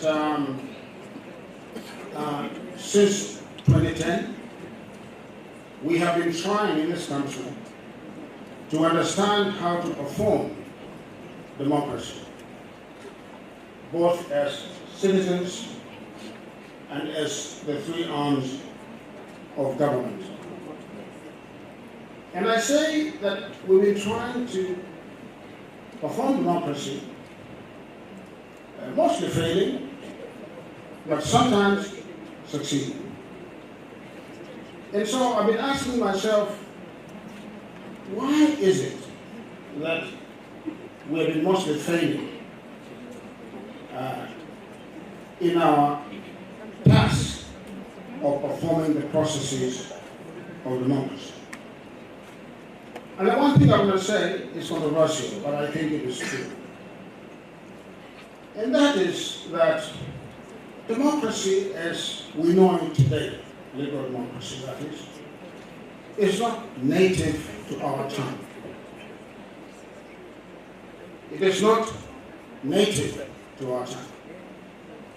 It's a normative system that we are trying to learn. And I would suggest that our humility is required as we try to learn this very complex system of governance. Because you can even see in some very serious countries, some established political democracies around the globe, you can see a little backsliding. Countries that have been democracies for more than 300 years. And it shows you how complex the system is. And so I wanted to talk in particular about the culture of democracy in these simple truths. And the first one that I could think of was a metaphor for the doctrine of separation of powers and the doctrine of the checks and balances that are integral, in fact essential to democracy. And I thought I would use this metaphor of the knee to describe this particular system. The knee is like a tripod. It has the thigh bone, it has a leg bone, and there's a cartilage. The knee functions because of the healthy cartilage that pushes and enables its movement. If you remove the cartilage, the knee collapses and becomes dysfunctional. In the same way, in my view, the doctrine of separation of powers functions because of norms, not because of law. Because of norms, not because of black letter law. The black letter law itself is, of course, distilled from the norm. But the norm itself is the basis of the law. And so therefore, what we should, all of us, be trying to pay attention to, most of all, although we are lawyers, is not really the black letter law, but the norm on which the black letter law is based. Because the black letter law, as we all know, can be an ass. When they say, the law is an ass, that's what we're talking about. The norm is the substance. The law may give you justice, but the norm will always give you justice. The law may give you justice, but the norm will give you justice. Because justice itself is a norm. And so therefore systems work not because there are laws. That is not why systems work. Systems work because the norms are embedded in the political and social culture of a people and of a nation. The rhythms and the terms of democracy require the socialization of those norms of governance that I'm talking about. The socialization of norms, not the socialization of the black letter law. Now, yesterday, the Chief Justice was here, and she talked at length about the relationship between the three arms of government. And I was tempted to say this, that the democratic language of our 2010 Constitution needs to be imbibed by these three branches of government. In my view, the judiciary is like a cartilage that stands or sits between the executive and the legislature. If the judiciary is to be successful in executing its mandate of being the guardian of fidelity to the rule of law, it means that the judiciary must adhere to an interpretation of the black letter law that recognizes that it is one of the three arms of government and that its success depends upon a respectful working relationship with the two other arms of government. Because, there is this mistaken belief that the judiciary is not part of the government. The judiciary is part of the government. And so, whereas the executive in the 2010 Constitution is regarded as a first among equals, in my view, the executive must also listen to the predicates and to the wisdom of our judiciary. I want to say that the judiciary itself, in carrying out its mandate, must also understand the political doctrine question. And here, I am not talking about asking the judiciary to retract its mandate or kowtow to the executive.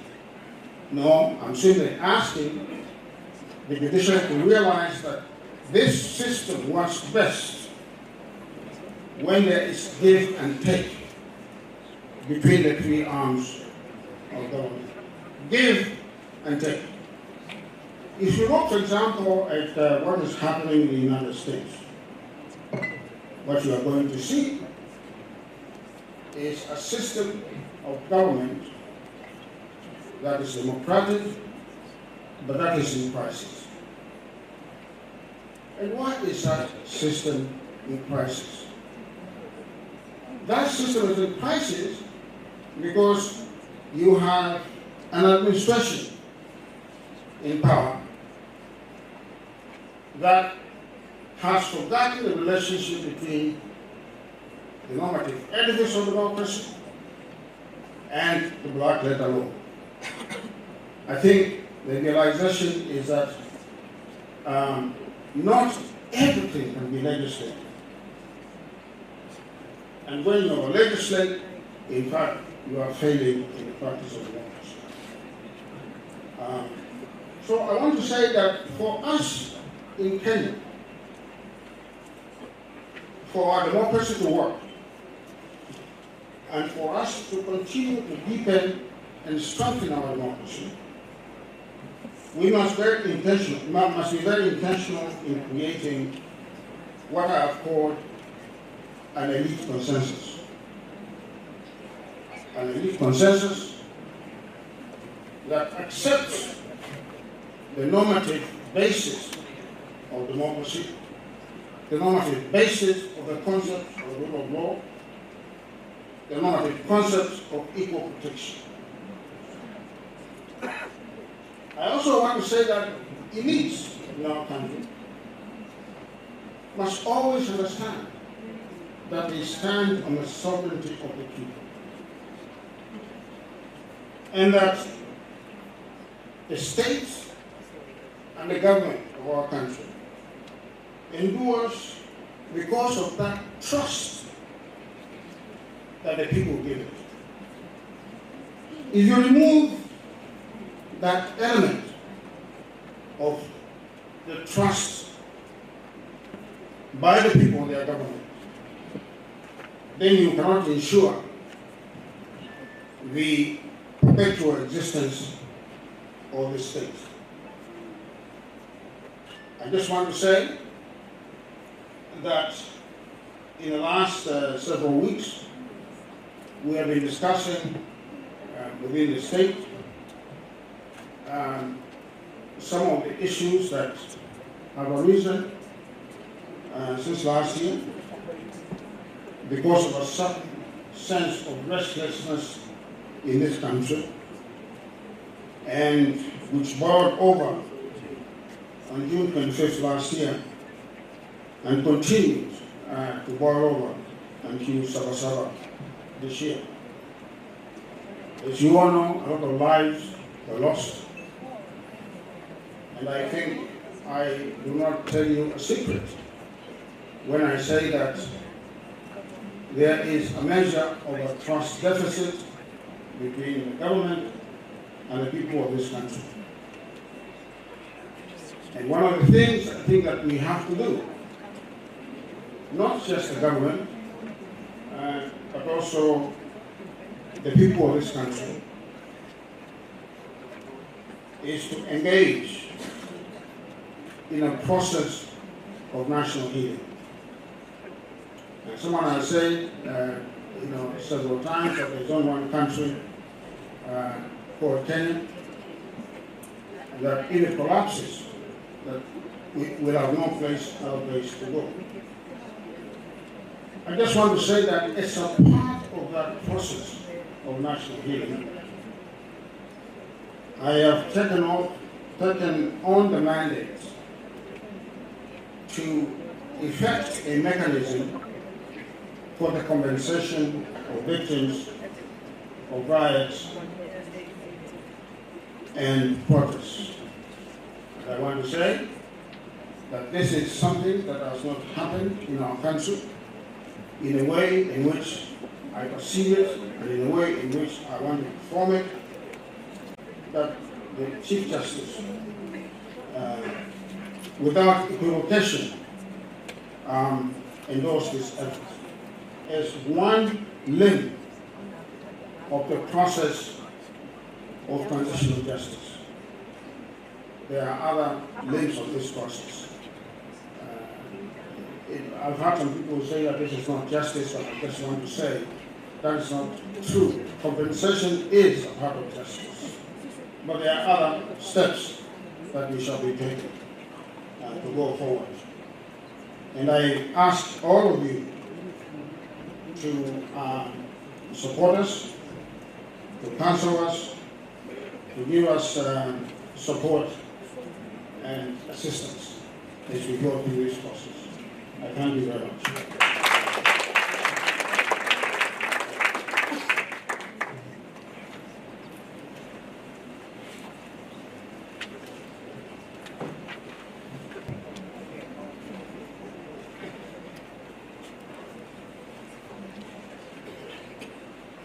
Was the Vice President and Minister for Home Affairs between January 2008 and April 2013. He has received several honors and awards. The Voice Achievers Award, conferred the prestigious rank of Senior Counsel by rights in 2020, is the African Dignitary Man of the Year feted by We Care for Humanity organization, has an honorary degree in agriculture from Nanjing University, Doctorate of Letters Honoris Causa from the Kenyatta University, Doctorate of Divinity from the Latin University of Theology, and is the Elder of the Golden Heart, the second highest national award in Kenya.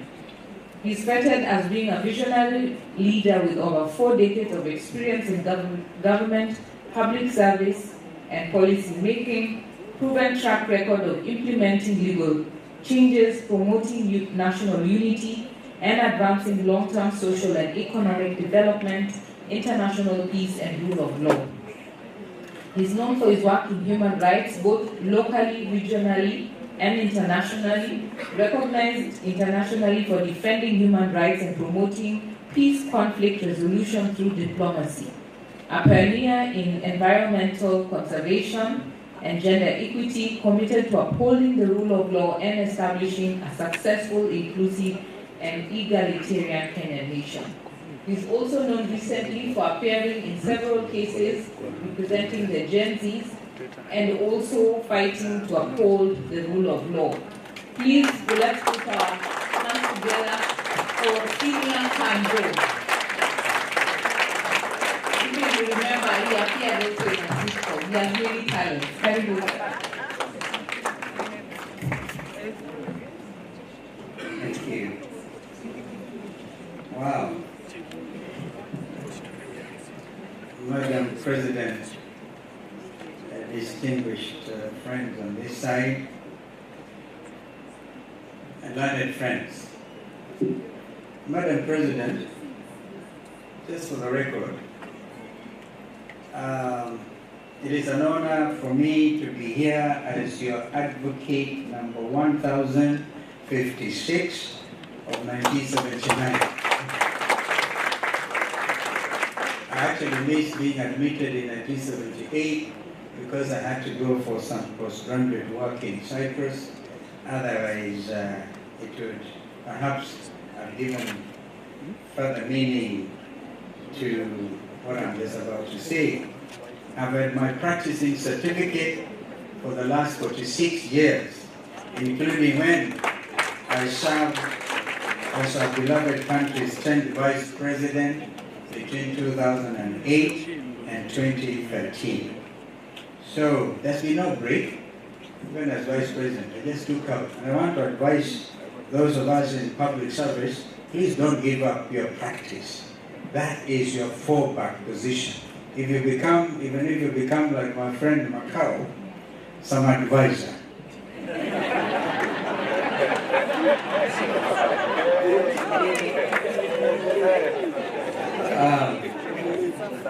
My learned friends, this annual conference is themed Protecting Constitutionalism and the Rule of Law and Governance. It's not just timely. It is, in my opinion, the most consequential discussion of our time. Yesterday, Chief Justice Martha Koome, Madam President Faith Odhiambo, Professor Migaya Ketch delivered such powerful speeches that should have shaken anyone listening in this room and Stream B, as well as those watching from the outside, including the current leadership, in my opinion. Following Chief Justice Koome's observation that the work we do as a position is constitutional, yet the work we do is actually not in the Constitution. Allow me to contribute to this conversation. Learned friends, 2024-2025 is a case study of state repression, unlike anything experienced in our country's 62 years of independence. And please prepare yourselves to hear things you have not heard before from this podium, because I'm just exercising my role as Madam Chief Justice Koome say, the opposition. And we call it, we just have to say it as it is for the sake of this wonderful nation. The open daylight abductions, the public beatings and maiming of young Kenyans innocently protested the growth of Haiti's town militia groups which with caches of small arms and light weapons, terrorizing Kenyans and looting businesses under the police supervision and protection. This reads like a blockbuster film. However, it is hardly an imaginative or artistic script that awaits performers to bring it to life on our screens. This is the current state of the nation, in which repression, tyranny, and flagrant contempt for the rule of law threaten to pervade and infect the country's soul. Members of the bar receive calls every day and night from shocked and frantic relatives looking for abducted Kenyans, most of whom are under 30. Their crime was using social media to openly voice their shock, their rage, and incredulity of a renegade state, because it exercised the fundamental liberties guaranteed under Constitution 2010, and more specifically, as you all know, Article 37 of the Constitution. They are regarded like terrorists and charged under the Prevention of Terrorism Act, POTA, and persecuted like criminals. Not long ago, a few young Kenyans came to my office and spent time narrating their traumatic experiences with abduction and torture to me. Despite what they went through, the physical and mental torture each of them endured, and their fears that death was just a minute away, they all spoke confidently about one thing: their faith in our Constitution to rescue not only them, but also the others who are in cages with them. It is that faith in the sanctity and supremacy of our Constitution that protects Kenya from becoming a failed state. Whether it's a state capture of parliament and of state agencies, when elements of the church and sections of the opposition have been compromised to look the other way, it is you, the Law Society of Kenya, who have held fast. You have become a beacon of conscience for the country in such perilous times. You responded to distress calls at all hours and volunteered your services. You, Madam President, would even place a call saying, we need a senior counsel to at least appear in Melamani, because we have to be there to stand with you. It has been said from this podium that you have performed well. But in my honest opinion, you have exceeded everybody's expectation. You and your able team. Never mind if your vice chair was seen campaigning here. Please forgive him. I've appeared with Kabata in committee, that prison, the anti-terrorism court, just next to committee maximum prison, in order to give these young Kenyans, put in them fear of their lives, so they will never again want to take into consideration their liberties under the Constitution.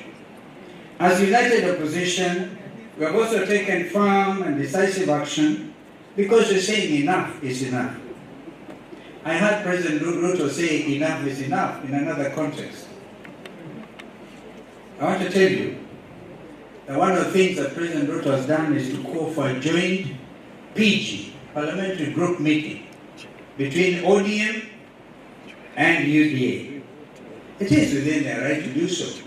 But let them be distant. If indeed I see the Secretary General of ODM here, Senator Sifuna, if indeed you attend that meeting at State House on Monday, for the love of this country, and good order, and governance, and the supremacy of our institutions. We just had Professor Macau give a very good lecture on the separation of powers. And I've actually said Parliament itself is under state capture.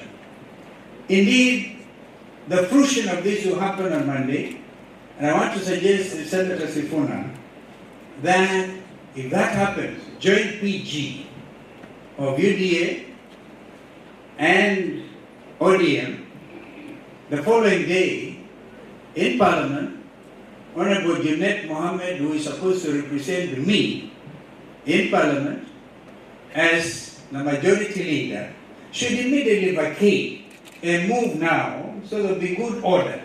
So that they now move and join together so we'll know that the opposition, the joint opposition now will have the responsibility to have a new team. We are very able young legislators like Babu Wino, who was just in here. Because of these regimes, as Chief Justice said correctly yesterday, you cannot criminalize human rights. Defenders, we all know, under Article 20 of the Constitution, see 1920 of the Constitution, we imported, and this is part of our domestic law, those treaties that Kenya has been signatory to, and all those human rights treaties. Therefore, you cannot run away and pretend you're an island, when indeed, under Constitution 20 yourself, and you have sworn to uphold the Constitution as by law established. Therefore, these international treaties on human rights are part of our domestic law. We are then bound by the same. Because of this regime's inability to defend and protect rights and constitutional values, and guided by our Constitution, particularly Article 1, we established the People's Restorative Justice Commission on June 25th. Professor Makau, please hear me, my brother. We did that.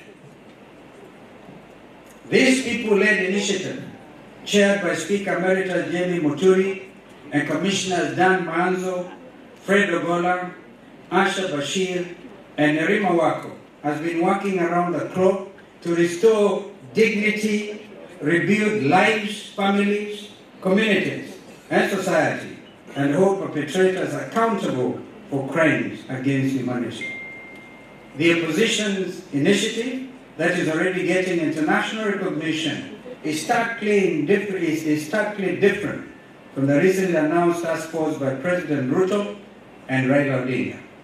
The question we and majority of Kenyans are asking is, how can the perpetrators who gave the shoot to kill and the shoot in the leg decree be the judges in their own already admitted crimes? By compensating, and yeah, Professor Makau, compensate, yes, we are with you on that because it's important. But you cannot compensate the life of a Kenyan. One Kenyan life lost is one too many, and we cannot accept. Going forward, all Kenyans arrested and detained during the Maandamano protests and Sabasaba Day demonstrations must be released immediately. But all DPP have been here. I've just shared that with you. The Director of Public Prosecution, so happy you're here to hear me say this. As your colleague in the profession, we are saying that all these demonstrators, we call them actually prisoners of conscience. They have to be released immediately and unconditionally. A lot of them are out on bail terms. Thank you again, Madam President. We work very hard. And all those advocates who gave their pro bono services to at least have these young men and women go back to their parents, we really congratulate you. This includes all those who are dragged through the anti-terrorism court and treated like terrorists. Well, we know the purpose, Parliament's intention in enacting, I think in 2012 or 2015, Porter Prevention of Terrorism Act. They didn't imagine. They were looking at transnational criminals like Al-Qaeda and Al-Shabaab. Now you get these young Kenyans and you take them there and you really put the fear of God in there. I can tell you, end up hardening them. And I can tell you, they're very committed to making sure that their country is given back to them. Remember the Gen Zs. Friends, today more than ever, I'm reminded of Brutus' words to Cassius in William Shakespeare's play, Julius Caesar, Act 4. And I paraphrase, I think I will just quote it because it's so opportune, even as you look at the Indian Ocean from this place. It's a beautiful place. I don't know how many of us know that our our sea, our coastline, is one of the best anywhere in the world. And I can tell you the southern sea, for example, the DIANI area, amazing beauty. But therefore, remind you, and Julius Caesar, Act 4, that there is a tide in the affairs of men, which taken with the flood, leads them to fortune, omitted, all the voyage of their life is bound in shallows and in miseries. I would actually want to add, to conclude that, and on such a full sea, that's what we are, Kenya, on such a full sea, are we now afloat. And we must take the current when it serves, or lose our ventures, is an issue. End of quote. Time, ladies and gentlemen, dear colleagues, learned friends, is extremely of the essence. It is important, and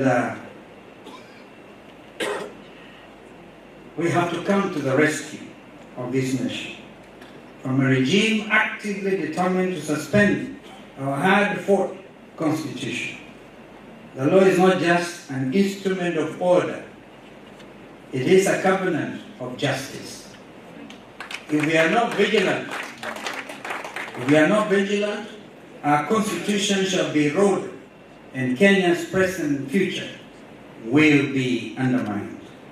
Kenya cannot succeed without a vigilant and courageous legal profession. And you, the defenders of the law, cannot succeed without a principled political class willing to defend our independence. If we lose the law, we lose the nation. This is a challenge of the most consequential discussion of our time. Therefore, our presence in DIANI, this particular time, Professor Makao has just said it's the first time he ever attended. He's a wonderful friend of mine, and I'm giving him the chance. Sometimes you go just to stand up. When you look to talk of elite consensus, what you are telling Kenyans to do is, it is time to eat together. It is time to plan our resources. Listening to Dr. Adesina today, one of the most distinguished African, not just academicians, but a person who has taken into this continent at heart. I know that his term comes to an end on 1st of September, and the task of the next president of ADP will go to Mauritania. I've just come from Abidjan, and I've seen some of the wonderful work the African Development Bank has been able to do. But when it comes to procurement, look at the slow pace of what is happening between Vanga, for example, from Bagamoyo in Tanzania to Malindi. This is a project that has been funded by the African Development Bank. We really owe it to this great mind who has spoken to us today. And in fact, as Feda said, you're going to end up your tour of duty on a very high note. Because as learned colleagues, we need to hear this kind of truth. That the Thika Superhighway, for example, people believe it was done by the Chinese, but I was there when Professor Adesina and President Kibaki launched the Thika Superhighway, and the money came from the African Development Bank. But who were the contractors, and how are they contracted? Even now, what is happening between Bagamoyo and Malindi? Very slow pace of implementation. We have to rise together. I know myself, I have no doubt in my mind that this audience that I've been part of since the last 2 days is the most important audience. If the Law Society of Kenya drops the ball, we have no country. Therefore, faith, continue to keep faith and hope. And let us continue to hope and fight. It is going to be the kind of fight you never know. For example, today, the High Court, and I really actually think the last line of defense, our courts of justice, Justice Lenaula, who even one time talked about interference with e-filing. Can you imagine? During the impeachment, my final remark, when President Ruto says that members of parliament have been asking for bribes from other arms of government, that is the consequence you suffer as a colleague. If you get compromised, you get to a place where you are now misused. Who is it who paid in excess of 10 million shillings per MP, per senator, to impeach Deputy President Gachagua? Was that corruption or was it not corruption? That is the truth. So when you have the perpetrators talking as if they are speaking for the Holy Land, then you wonder. You wonder. We continue to call them out and we tell them this is not the time to fear anybody. I'm telling you, if we take a breath, as Law Society of Kenya, we have no country. But if we stand together, the 1,700 who registered to be here, they might end up talking one time more than other people. I thank you. I thank you so much.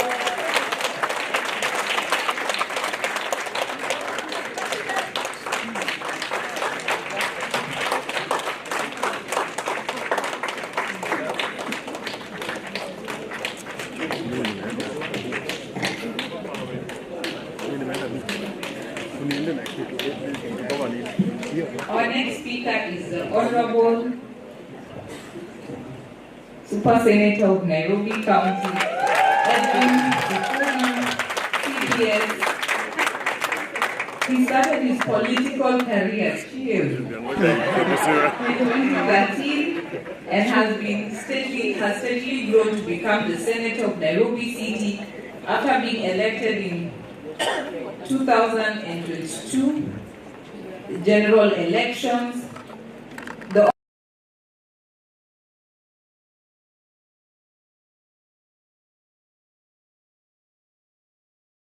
committee, he has already sponsored several bills in Parliament, namely the Basic Education Amendment Bill of 2024, co-sponsored with Honorable Anthony Oluoch of Mathare constituency, the Sports Amendment Bill 2023, the Energy Amendment Bill 2023, giving significant contributions to important national and local legislation and policies. The Honorable Sifuna is a career lawyer, a credible public servant with a track record of inspiring change through his legislation, representation, and oversight. He has so many accolades, but I can say without a doubt he's remembered in LSK for being instrumental to change at the Law Society through the Okoa LSK lobby, which brought power, accountability, and surplus back to the membership.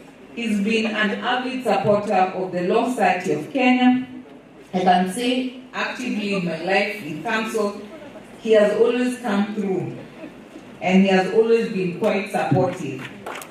And so it's my great honor to invite supporter of the Gen Zs, injector of injectors, a person who speaks truth to power with humor, wit, and great charm. I invite you, Honorable Sifuna.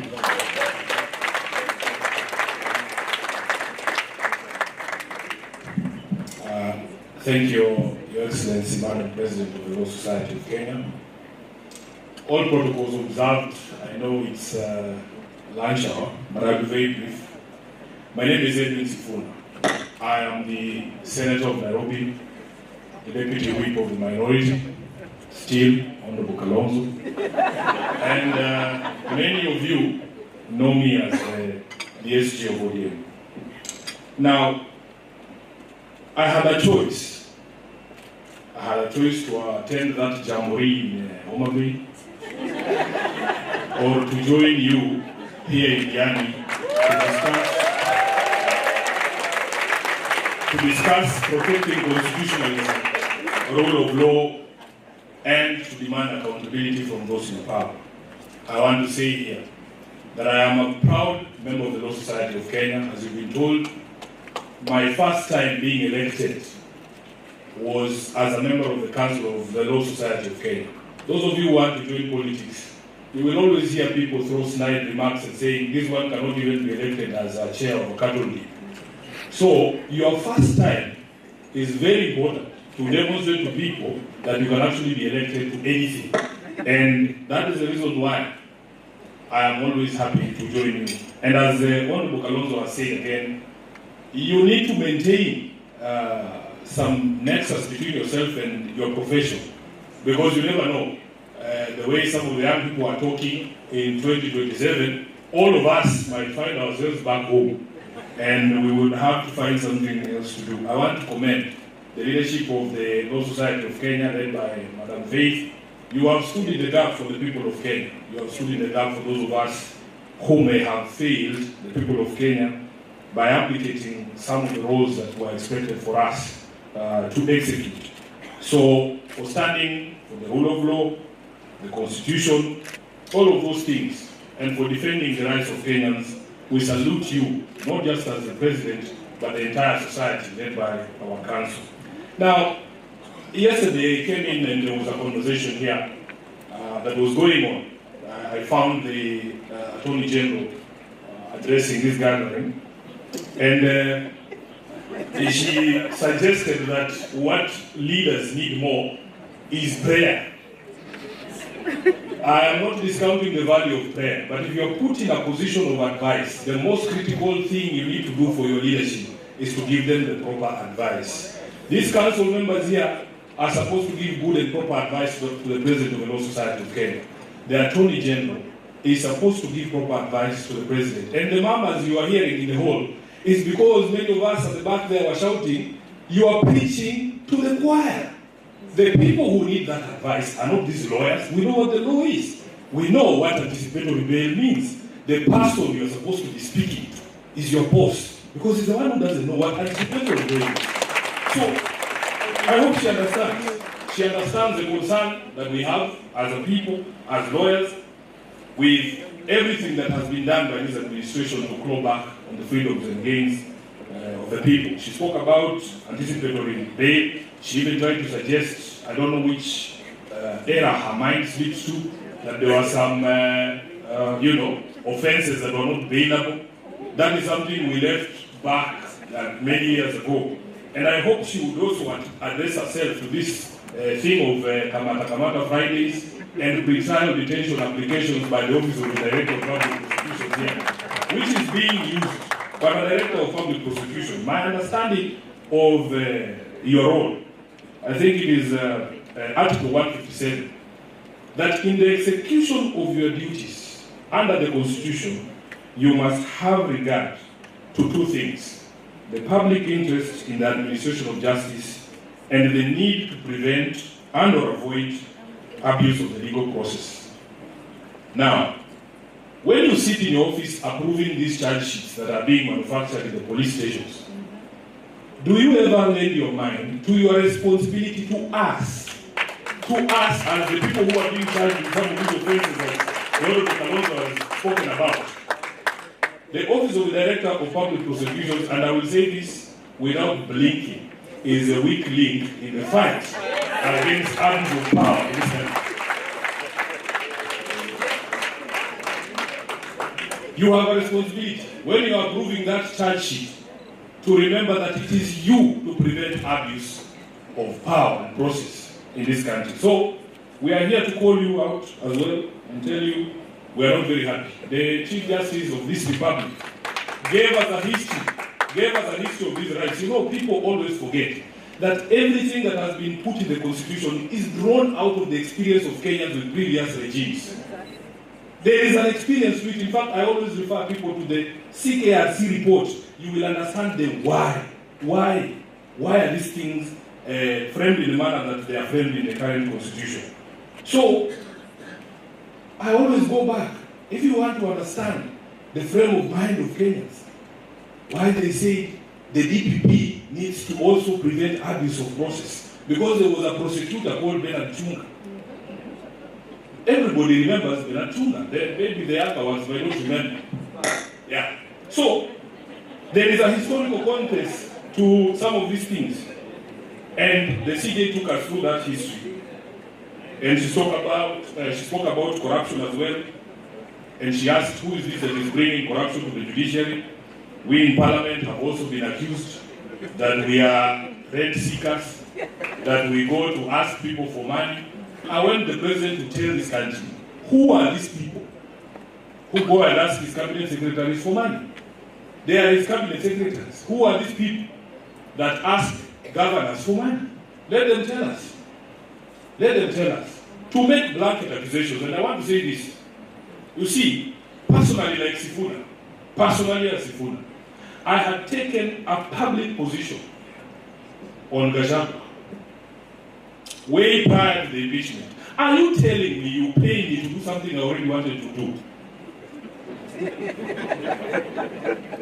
Had I not gone on record objecting to some of the things that were coming from the pulpit of the deputy president? I had said it. Was I going to demand that you pay me to impeach Gachagua? So, Honorable Kalonzo, some of these things that people say, they are besmirching the entire house. If somebody has come to ask you for money, say Sifuna asked me for money. There's a cabinet secretary who claims when they come to the Senate that somehow we ask them for money to be nice to them. I am a member of the Public Accounts Committee. Our proceedings are live. Those of you who have watched those proceedings, do you see a nice Sifuna? Is that what they pay me to do? Anyway, it's a difficult conversation, but we need to all agree that some of the people who are pointing fingers are the worst possible auctioneers in this country. In fact, their names are synonymous with corruption. If you ask a small child in this country what they know about that person, they tell you that is a thief. And then they are the ones standing and telling us, oh, Parliament is corrupt. All of those committees in Parliament, except two, all of those committees in Parliament are headed by members of his party, the President's party. All of them. Agriculture, lands, whatever it is. So, he should have a PG with his team first of all, before he calls ODM members to go for PGs, join PGs. You know, you will allow me to just speak because when Faith asked me to come to this conference, I asked her what would be my expectation as a guest here. I can see other people came prepared with speeches. The president told me, Sifuna just speak from the heart. And I asked her, are you sure?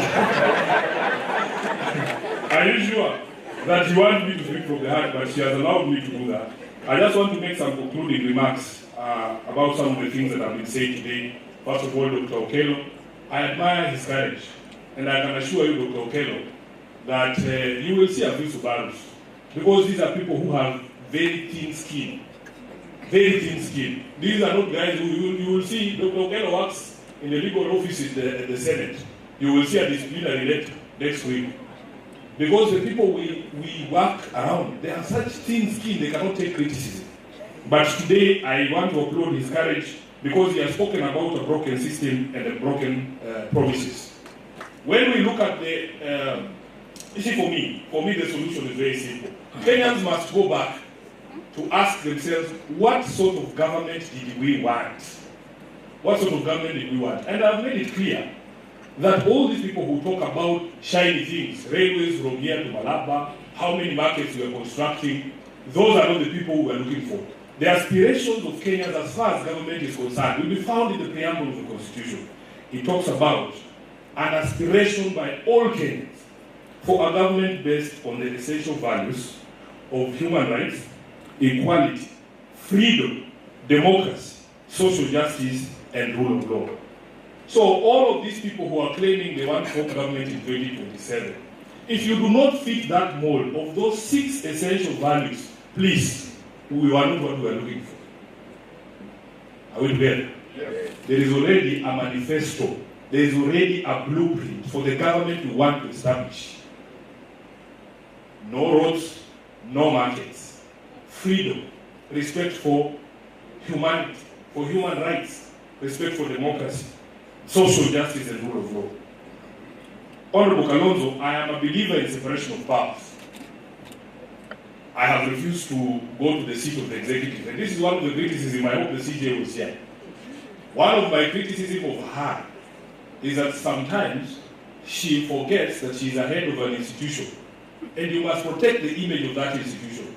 Don't allow yourself, even perception, don't allow the perception that you are subservient to the head of state. Don't go to his house. That's what I'm saying. Don't go to his house.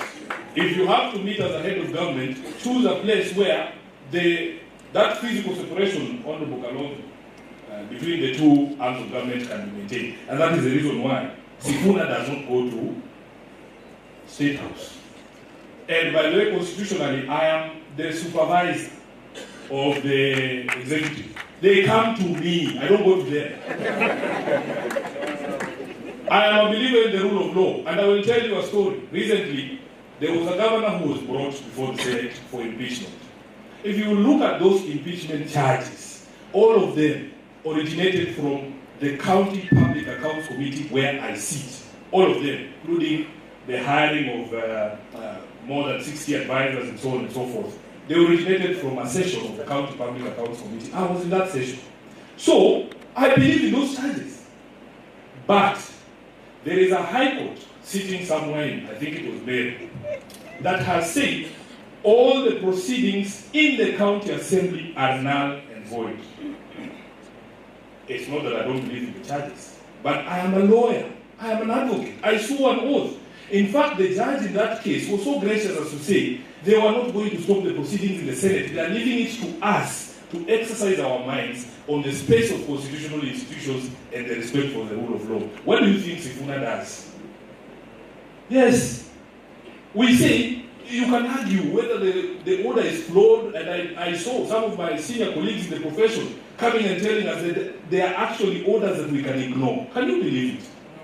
Can you believe it? So, despite my feelings about the charges and the guy generally, I have a responsibility because some of us take oaths very seriously. We took an oath to defend this constitution. And I agree with those of you who are saying we need to go back and reclaim our country. Now, let me conclude. First of all, Justice Lenaola, I think, has painted the true picture of this country, who we are. I have had some political leaders claim that, we are in Africa, and that in Africa it is very difficult to remove a sitting president who is looking for his second term. He forgets there are people like Lenaola who made history by annulling a presidential election. Kenya is not like the rest of Africa. We are not the rest of Africa where these things happen. You understand? So, don't tell us about Uganda. Sure. Are we Uganda, man? Are you saying that? With all due respect to my friends from Uganda, we are not Uganda. So, Justice Lenaola and your team, for that courage to demonstrate that Kenya can be different. Kenya can be different. We don't have to be like the other African countries. We want to remind these people that on the day that Kenyans speak, all this bravado you see, Senior Counsel Guido Mugai, the good thing with me, I have the benefit of being in the exact same position that the people are in power, who are in power now, are in. We were the ones making all those statements of bravado, deep state, and putting up brave faces saying, oh, tutakuja tufanyie gosho moja, wacha azunguke, sisi tukiingia mambo itakuwa tofauti. They are in the exact same position. We have been there, saying, oh, this is people are deep state. What the experience of 2022 taught me is that you, as the voters, are more powerful than these people actually imagine. You are more powerful. And never see that power. Never see that power. I have every confidence that when Kenyans express themselves, there is nobody who is going to be able to overturn the will of the people. Lastly, before we go, we're being told, Honorable Kalonzo, we must be brave, we must be bold. Saving a nation, this is like an existential fight for this very soul of this country. Saving a nation is not an easy task. We must be bold. The very people who ascended to power on the back of a slogan, were running around just saying hustler. Nobody ever understood what hustler means. Those same people are saying we cannot do the very same and go on a slogan. One word. Say it yourself. Asante sana.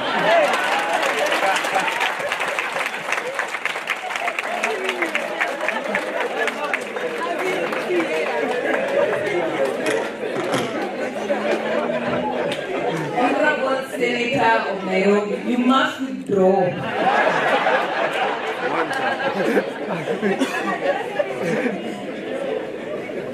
I know the temperatures have risen, but now it's time for the yellow pages, but also a surprise. The Honorable Governor of Mombasa deemed it that it's quite important to come and see us and speak to us as members of the bar. He wants to give us a bit of advertising to entice us why this convening should move to his county. The fact that he's come here is already